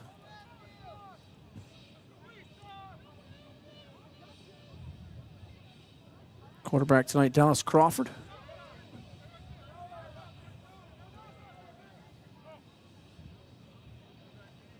Crawford gets the snap. Minimal gain here as he is tackled by a couple of Chargers. The likes of number 6, Carlito Moore, and I think Keston Scott was in on that stop too. I got to be honest, I might have counted wrong. I think the Lancers only had 10 players on for that play. And look, they have a confusion with substituting now. They're telling some people to get off, some people to go back on. They had 10 players on the field, so not a great – that's a bad coaching mistake there. I mean, not that it really probably mattered, but, you know, you definitely want to take advantage of being able to use all 11. That was a bad mistake. 2nd and 8 right now as we tick under 7 minutes to go. I think they have 11 now, so they in the sorted it third out. quarter. Well, the main strategy that I think that they're implementing that is to their liking is to try to shorten this game. Fewer possessions for an offense, averaging of 40 per game, as it's going to be 22 up the middle. Tackle made by Sincere Diggs, and that is the right way to go about it. They've definitely had a really good game plan coming in, and now they have a chance to try to choose some clock, time-consuming drives. This is the way to go about it with a 6-yard burst up the middle from that mystery man, number 22. All right, we're now hearing 22 is Fraley. That's what Julie is saying out there. I hope Julie is not pulling our leg out there. We don't like having our legs pulled. So if there is a Fraley on the roster, I don't see one here. We've gotten 3 different names from 22. If you can give us a first and last name, Julie, we will shout that name out. But it has to be accurate and match a roster sheet we have. 3rd and 2 from the 43. Another good run here, and it's going to be right there at the first down marker. Enough to move the chains. You see the tough tackling from Travis Hudgens and Zachary King, but Steve Briggs, at least that's the number 3 we have on our roster sheet, is able to get the first down for him, a 3-yard pickup. And again, just trying to be very patient and methodical. And like you mentioned during halftime. Here we go. Thank you, Julie. Appreciate that. They both have. Sean Fraley is number 22. We now have a thank you, Julie. You don't know how happy that makes me that we now have that name confirmed. Sean Fraley is our number 22 tonight. So we did have someone earlier say Sean. We will go with that. Yes. We trust that as opposed to some of the folks up here that have been trying to. And we know who you are out there. They're trying to pull our legs and have. Been in the chat all night. Yeah, and we enjoy them being fun, but when we're trying to get the names right, we also don't want some people being wise guys out there, eh? Getting us canceled off the air. Here we go. It's going to be a penalty to back them up. So Sean Fraley's having a great night. 8 carries for 64 yards. Back to the 41 go the Lancers with that penalty. But like you were mentioning at halftime, this Lancers offense does have a wrinkle for sure. The way they run the ball, and, you know, they like to sneak that quarterback underneath the center. They like to motion their guys around, check out of certain plays. Audible, they're probably going to check here. And there they are. See how he lines up kind of diagonal to the center.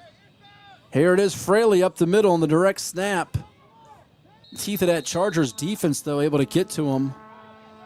The likes of Mark Calistro-Bodden, who's back from an injury, and Leonardo Coco.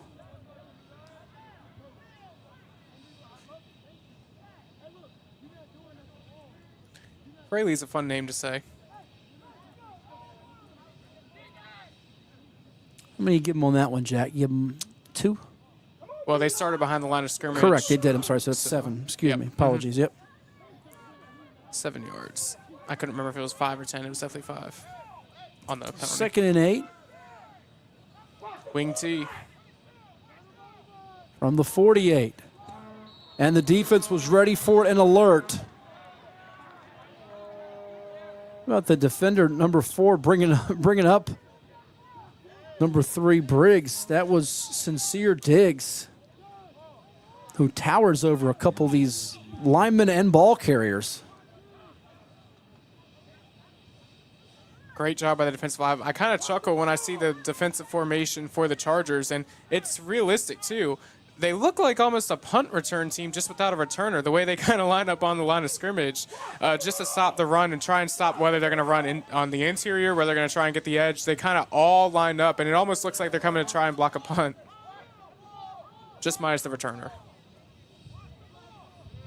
3rd and 7 from the 49. Snap is bobbled, and the defense coming forward with a huge stop. That's a bad mistake. Now you've got 4th and extra long, and I would expect a punt team potentially here. That's Damari Bonner again.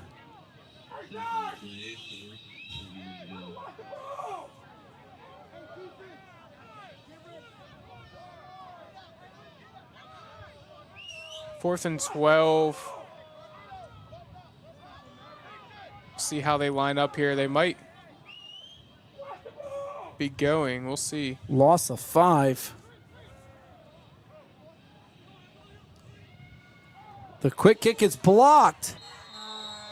Looks like the punt was partially blocked by number 14, Damari Bonner, on Dallas Crawford's punt attempt.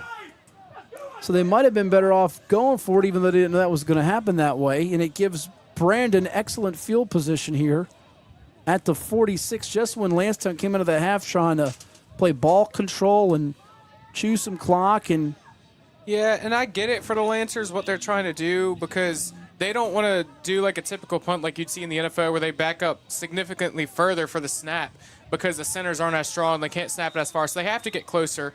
But the problem with that is now the defense has much less time they have to burn to try and get to that punter. And the defense did a great job getting there, and now they've got excellent field position to start their drive. Well, and with a quick kick, you get a bounce or two in this weather with the wind and the rain. You're ended up inside your own 20, which really helps you play the field position game. Here's the handoff. Hudgens going to tippy toe, and now he's going to try to run with some power. Fraley and number 35, Khalil Bowman, end up dropping him after a short gain, only about 4 yards on that run. Against a lot of defenses, you can see why that ends up being a 40, 50-yard pickup. Hudgens with 82 yards on 6 attempts in the first half. 2nd and 6 now from the 42 as we tick towards 2 minutes to go in our third quarter.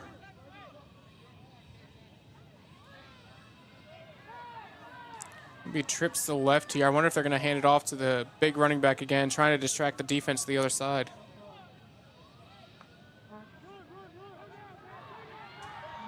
Over the handoff, Hudgens. We got a flag, though. This might bring this back as he's going to get tackled at about the 9-yard line, 10-yard line. Poor Hudgens. This is the second explosive run he's had. That's probably going to get called back. It looks like it's going to be a hold. And this wipes away a great dash from the 8th grade running back.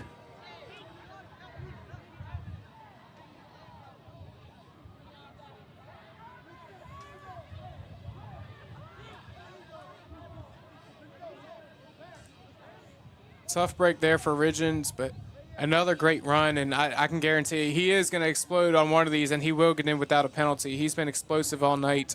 And again, like I mentioned before the play, a good job, I think, by the coaching of the Chargers, kind of maneuvering the receivers around to distract, because we've already seen them catch one big play. And so that kind of makes the defense afraid, like, hey, we've got to make sure these guys aren't alone in man coverage. And because of that, it takes one more extra guy out of the box, maybe two, and there's more space for the running back to go. So a 10-yard penalty on Brandon. Full house. Here is Zay getting to the outside. Zay with the stiff arm. Inside the 30, down to about the 20. They'll mark him at the 18-yard line. 32-yard pickup for Isaiah Zay Ladson. They're going to put him at the 19. A great run on the outside to the left. The blockers did an excellent job. A tight end and offensive tackle on the left side there did everything they could. And really, ultimately, the Lancer defense just never had a chance to get to him.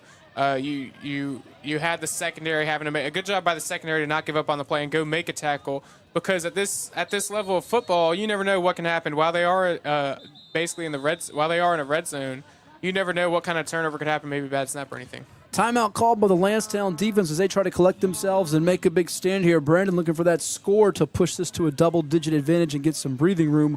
We'll take a timeout, too, as you're watching exclusive coverage of the Virginia Beach Middle School Football Playoffs on Kova Sports TV. Welcome to the most honest commercial you'll ever see. And as you can see, me and you are both having trouble starting to talk. Yep. I mean, this is something that you're breathing in every day. Yeah. Like 50% of the air in the house? Yes, sir. Yes, sir. Is coming from down here. Yes, sir. How's your crawl space looking? You say we're going to be here a while. Yes, sir. All right, let's get busy. Get a free and honest inspection with JES Foundation Repair, a groundworks company. Portco is your local nonprofit organization dedicated to economic empowerment through employment for people with disabilities. We focus on abilities, not limitations, providing on-the-job vocational support. Find your pathway to employment. Contact us or learn more at portco.org. Back here at the Virginia Beach Sportsplex. An 8-0 lead for Brandon Middle against the Landstown Lancers in the semifinals from the 19-yard line. Handoff. Here's Hudgens as he runs over a defender down to about the 14. Another pickup of 5 as he's closing in on 100 yards rushing here, Jack, with 93 on 9 attempts. Man, I'd say Hudgens has been unbelievable tonight. I mentioned earlier, he almost looks like a Derrick Henry of the middle school level. He's so big for that age level. And then again, he has speed behind it. Nobody on that defense can bring him down, and they know it. So they've got to try and calculate certain blitzes to get to him in the backfield, but they still have a tough time getting to him. Since they're wearing the Chargers uniforms, I'm going to bring up an old school name before your time, Jack. As I do back in my day, if Chuck and Nick are out there watching, Natron Means from back when the Chargers lost to the 49ers in the Super Bowl in the 90s. That's what he's looking like out here. Here it is, back to Hudgens. He's got plenty of green turf in front of him, and he's going to glide in for the touchdown. 14 yards for Travis Hudgens, and with 36 seconds to go, it is a touchdown to add to the lead for Brandon Middle School here as the third quarter's winding down. Finally, he was able to get in with no flags. It was a great job by him. Again, great blocks. You saw the offensive guard in the center there with really great blocks and creating a beautiful gap, and all he had to do was basically walk in. It was a great run. One of the near officials here is going to come over to Coach Tracy Wirtz and give him an explanation for something it looks like over here. But now the 2-point try is coming up for Brandon Middle, up by 14. And there's still a whole quarter of football to be played, but if they get this 2-point conversion, that would be huge. And it's going to be tough to come from behind 2 touchdowns, 2 2-point conversions.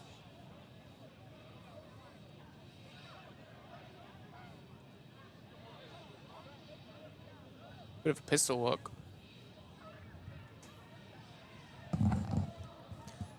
Landstown really wanting to get a stop, and that was what he was probably discussing with Coach Wirtz there. That's going to be a penalty after the play, perhaps a celebration. Yeah, probably an unsportsmanlike conduct. That's huge.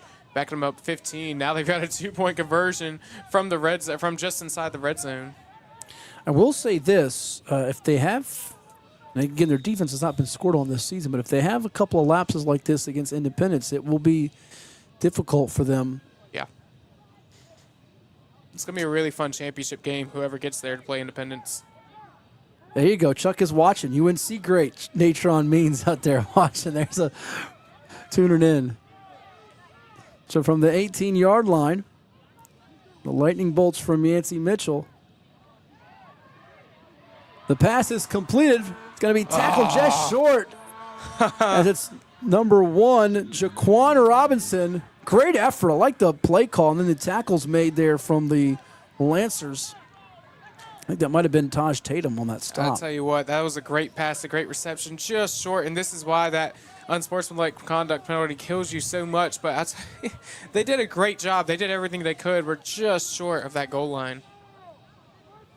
So BMS on top of LMS. That's Brandon Middle leading Landstown Middle by 14 with 36 seconds to go here from the Virginia Beach Sportsplex. Let's hear quickly from John's Tax Services. Tax time's going to be here before you know it, folks. Yes, it is. Well, it's everybody's favorite time of year again. Time to prepare to make your annual donation to that infernal revenue service. And if you're like me, you need help. Help to keep that donation as small as possible. So get off your W-2 and call John Maynard at John's Tax Service. 455-6763. You say it's autumn. What are we talking about taxes? It's not until springtime. Well, it'll creep up on you before you know it. It goes from fall to winter to spring. Jack and John's Tax Service is a proud community supporter of local youth sports, providing tax preparation and retirement planning services. John's Tax Service and JPM Financial have been serving all of Hampton Roads for more than 20 years. They're the best thanks to you, John's Tax Service. The kickoff getting away from the Lancers, but Fridley's going to pick it up. And then there's multiple white and powder blue Chargers stopping him. I believe one of those Chargers is Demetrius Dawes, I can see from all the way down the field at about they're going to mark him at the 15. The ball went straight through the hands of I missed which Lancer it was, but it was a terrible miss by that returner, and then he had to go chase it down all the way back to about his own 5, and it was honestly impressive that he got all the way up to the 15. Some of the hidden yardage that we're not keeping statistically here on special teams with the field positioning, yes, it's affected the Lancers in this game. It could be tighter. Brandon knows they could also have a wider lead if they had cashed in on that first score, but now to play the type of style they want here against this lethal Brandon attack, they have so many really quality weapons: Travis Hudgens, Isaiah Ladson, Amari Owens, among others, and some hard hitters on defense. You need to have about a 50, 60-yard drive in you, not an near 80-yard, 85-yarder they'll have to have. Here it is, the run, and Fraley, and there's some tough hitting again. Number 44, Leonardo Coca. Looks like a high school player out there, the way he's just grabbing and dragging down Fraley after about a 3-yard pickup. It'll be exciting to watch in a couple years at the high school level. I mean, all these guys, the Chargers have been hitting hard all night long. And really, while there has been a bit of a wrinkle in the Lancers offense, the Chargers have done a great job. They haven't given anything up. Third quarter comes to a close. Brandon Middle expands its lead from 8 to 14 after the 65-yard touchdown in the first half from Isaiah Ladson. It's Travis Hudgens with a 14-yard scoring scamper, and we'll come back with the fourth quarter finish right here on your home for the Virginia Beach Middle School Football Playoffs, COVA Sports TV. I grew up here. I know this town. I know the people here. More important, they know me. As a banker at Town Bank, we become part of the communities we serve. The people who bank with us, our members, know us. When you bank with Town Bank, you'll know your banker. You'll know you can reach us, and you'll know we're here for you.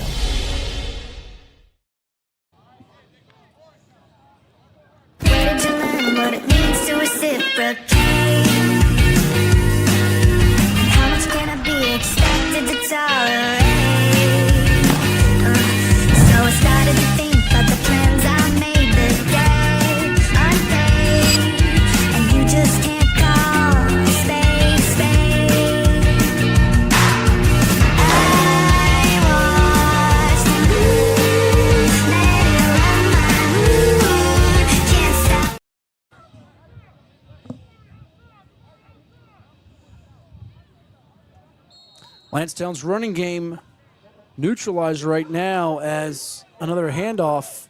This time it is number 8, Paul Freeman, limited by Caden Gibson. Out 2 yards on that pickup for Freeman.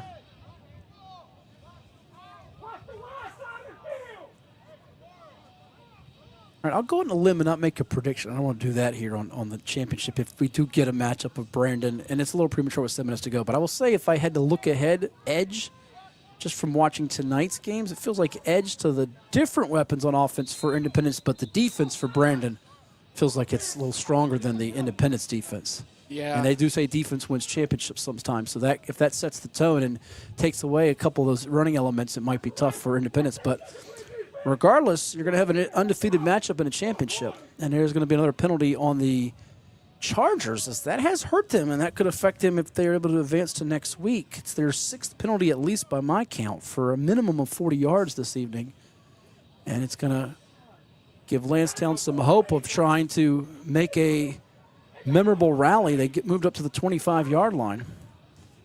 Yeah, we talked about a little bit pregame this Brandon defense, and they've done an outstanding job as long as you can stay penalty-free. And you know, they haven't given up any points, no matter what way you look at it, however many yards they've gained. When you keep them scoreless, that's all that matters. Brandon's done a great job with that. They've scored some points, and if they do get to that game, that's going to be a very interesting element, that defense. Roosties wants to know how they can watch the Independence Larkspur Middle School game. Well, just scroll back here on our YouTube stream, and you can go back and watch it. There's a fast-forward rewind button. Drag that red dot, and you can go back and watch here. Hit the rewind. And it's going to be another handoff, and Fraley's going nowhere because Sincere Diggs, he signed that letter sincerely. I'm Mr. Diggs, and you're not going to run on me and my defense tonight. And as I was just talking about with the defense as well, they've done such a great job tackling. It's such a simple art, but they really have not been having tackles broken off of. They bring their man down almost every time. They've been tackling tough and strong, and they've done a great job of just taking the right angles and wrapping the ball carrier, receiver, whoever it is, down every time. And because I said that, they might get broken off of for 6 here for all we know. We'll see. I don't know if there's a... The Ed Young jinx. See if there's a yard or they're huddling the referees to discuss something here with 6:15 to play.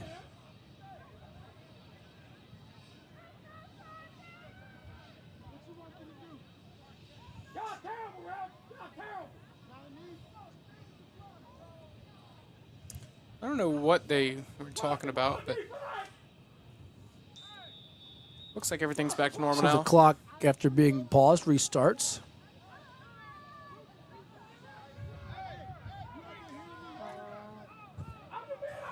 Up the middle. Strong run here for the Lancers. I got to say, even I was confused on that. I was looking for the ball out the backfield somewhere, and it wasn't there. That was Hanbury. There's a little more misdirection and fakes with Landstown's running game than a couple of these other opponents. 100%. And that's what I've noticed early. They keep running the ball up the middle like that with the guy running diagonal with the center. And it's really interesting. It's just a shame they haven't been able to put anything on the scoreboard, because I think it's a really great offense if they can get it to work.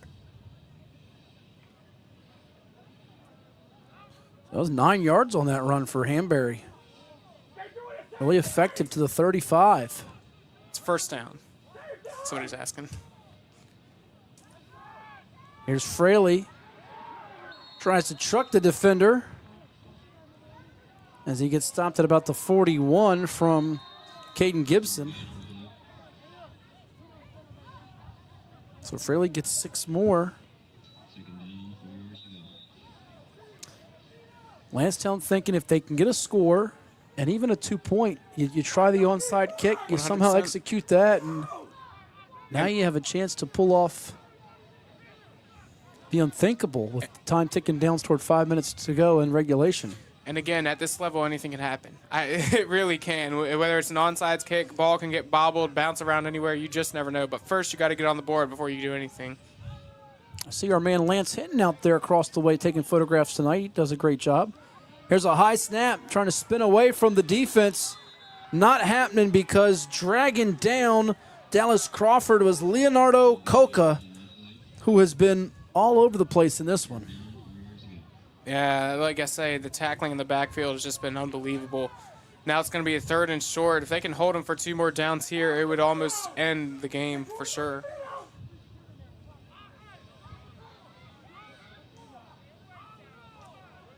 About 3rd and 4.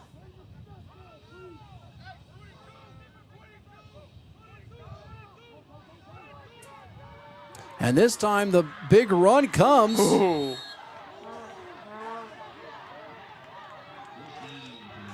Fraley breaks off a nice run, but you saw the big hit from Travis Hudgens. Man, an outstanding run. Yeah, Hudgens absolutely smacked him once he got down there, but it doesn't change the fact. 1st down into Charger territory. Now you're building a little bit of momentum with the Lancers here. They've got to hurry up. Just over 4 minutes to go. That's going to be a run to the 43. It's a pickup of 16.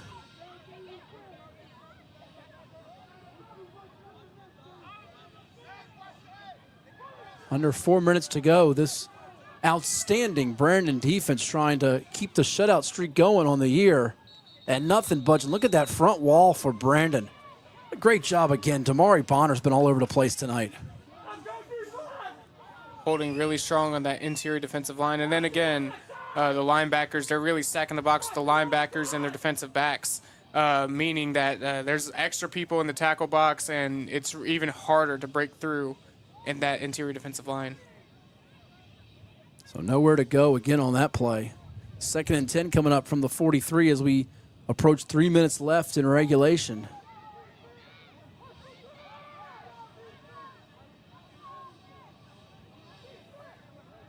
One of these times they're going to do that little end around like they've been showing, but they're going to actually give it to the receiver. And here it is here. There's a handoff. It's going to be Stephen Briggs, and he's met right away. You see those red sleeves of Isaiah Ladson, one of the standouts. They need to get me the technology up here where I can draw on the monitor and show what I'm trying to talk about. +2. Like Tony Romo.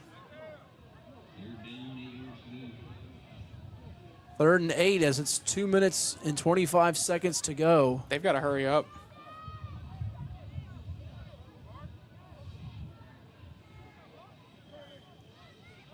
Time is not on If you're their not side. built to throw it and you throw it down the field and get intercepted, that ends the drive. So I can understand to a degree why some of these middle school teams I agree. are doing that. It's going to be fairly up the middle, and again, good tackle from behind by the defense of Brandon.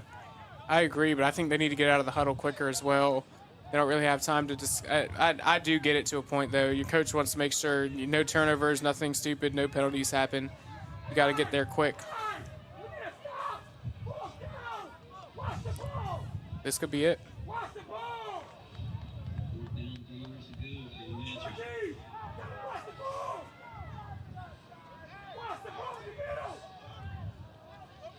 They're checking.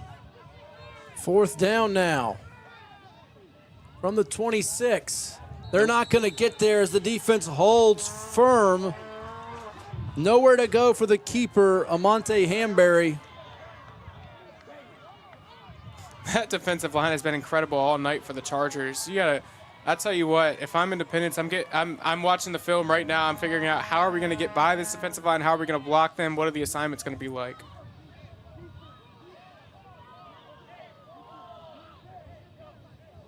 So not enough to move the chains.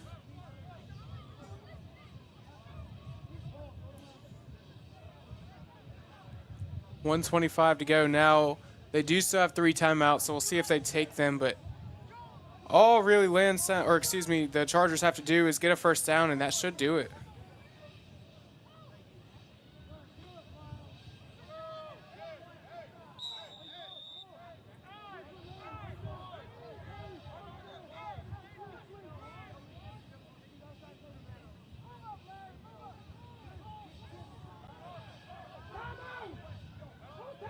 Late sub, really late sub. And they'll take the timeout. That timeout comes for Brandon with 1:25 to go in our contest. The Chargers closing in on a date with Independence Middle next Thursday, November the 6th in the championship round. How about these Chargers all season long? 256 points scored, none allowed. And we'll see if they can finish off an unbeaten season by winning tonight and then prevailing next week. We'll take a timeout, though. You're watching the Virginia Beach Middle School Football Playoffs on Cova Sports TV. And if you're always craving some pizza, you know where to go. Chicho's.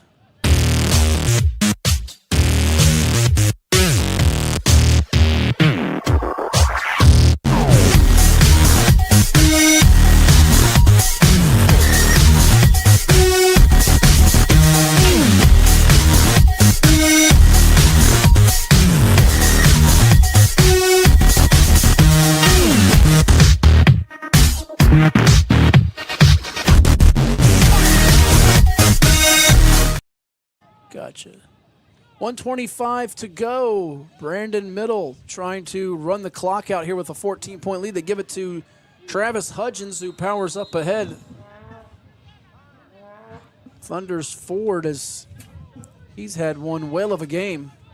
Another 6-yard run for the powerful ball carrier, who's up to 113 yards rushing on 11 attempts.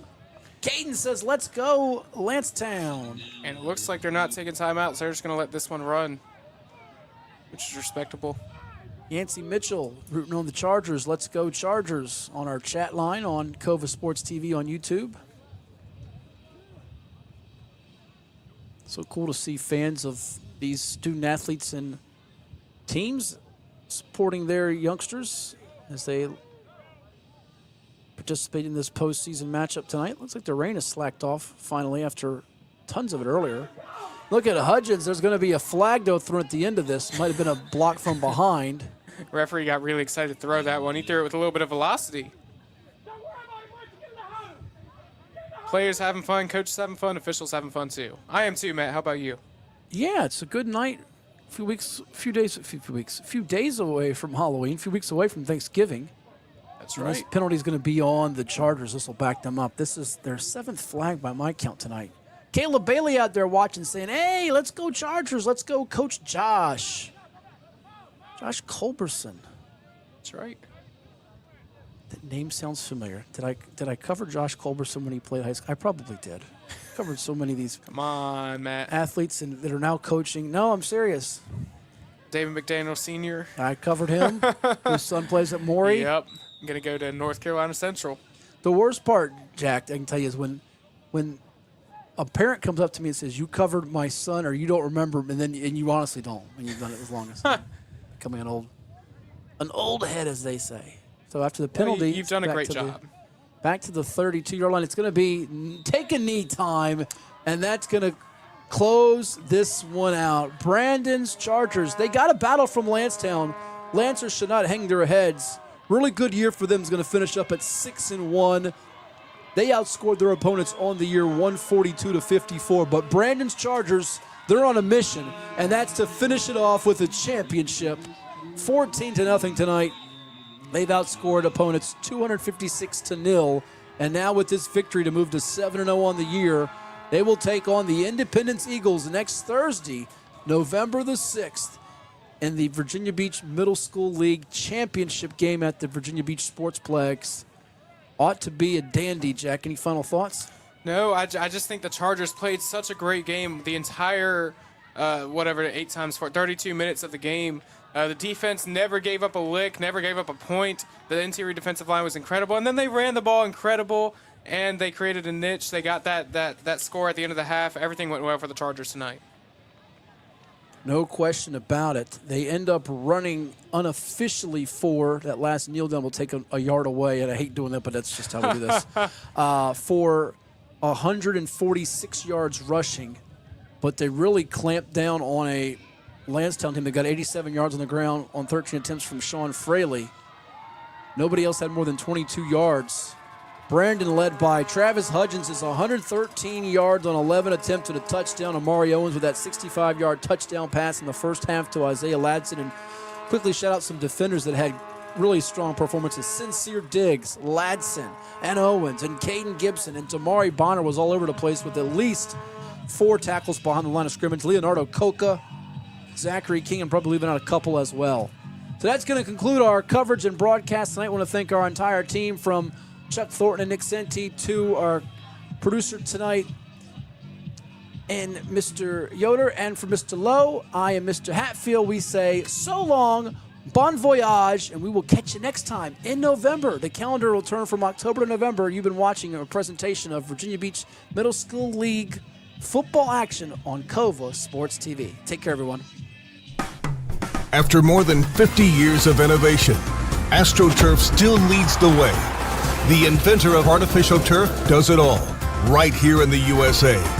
We engineer, test, manufacture, and install the world's most innovative fibers and turf technologies, with over 30,000 tracks and fields worldwide.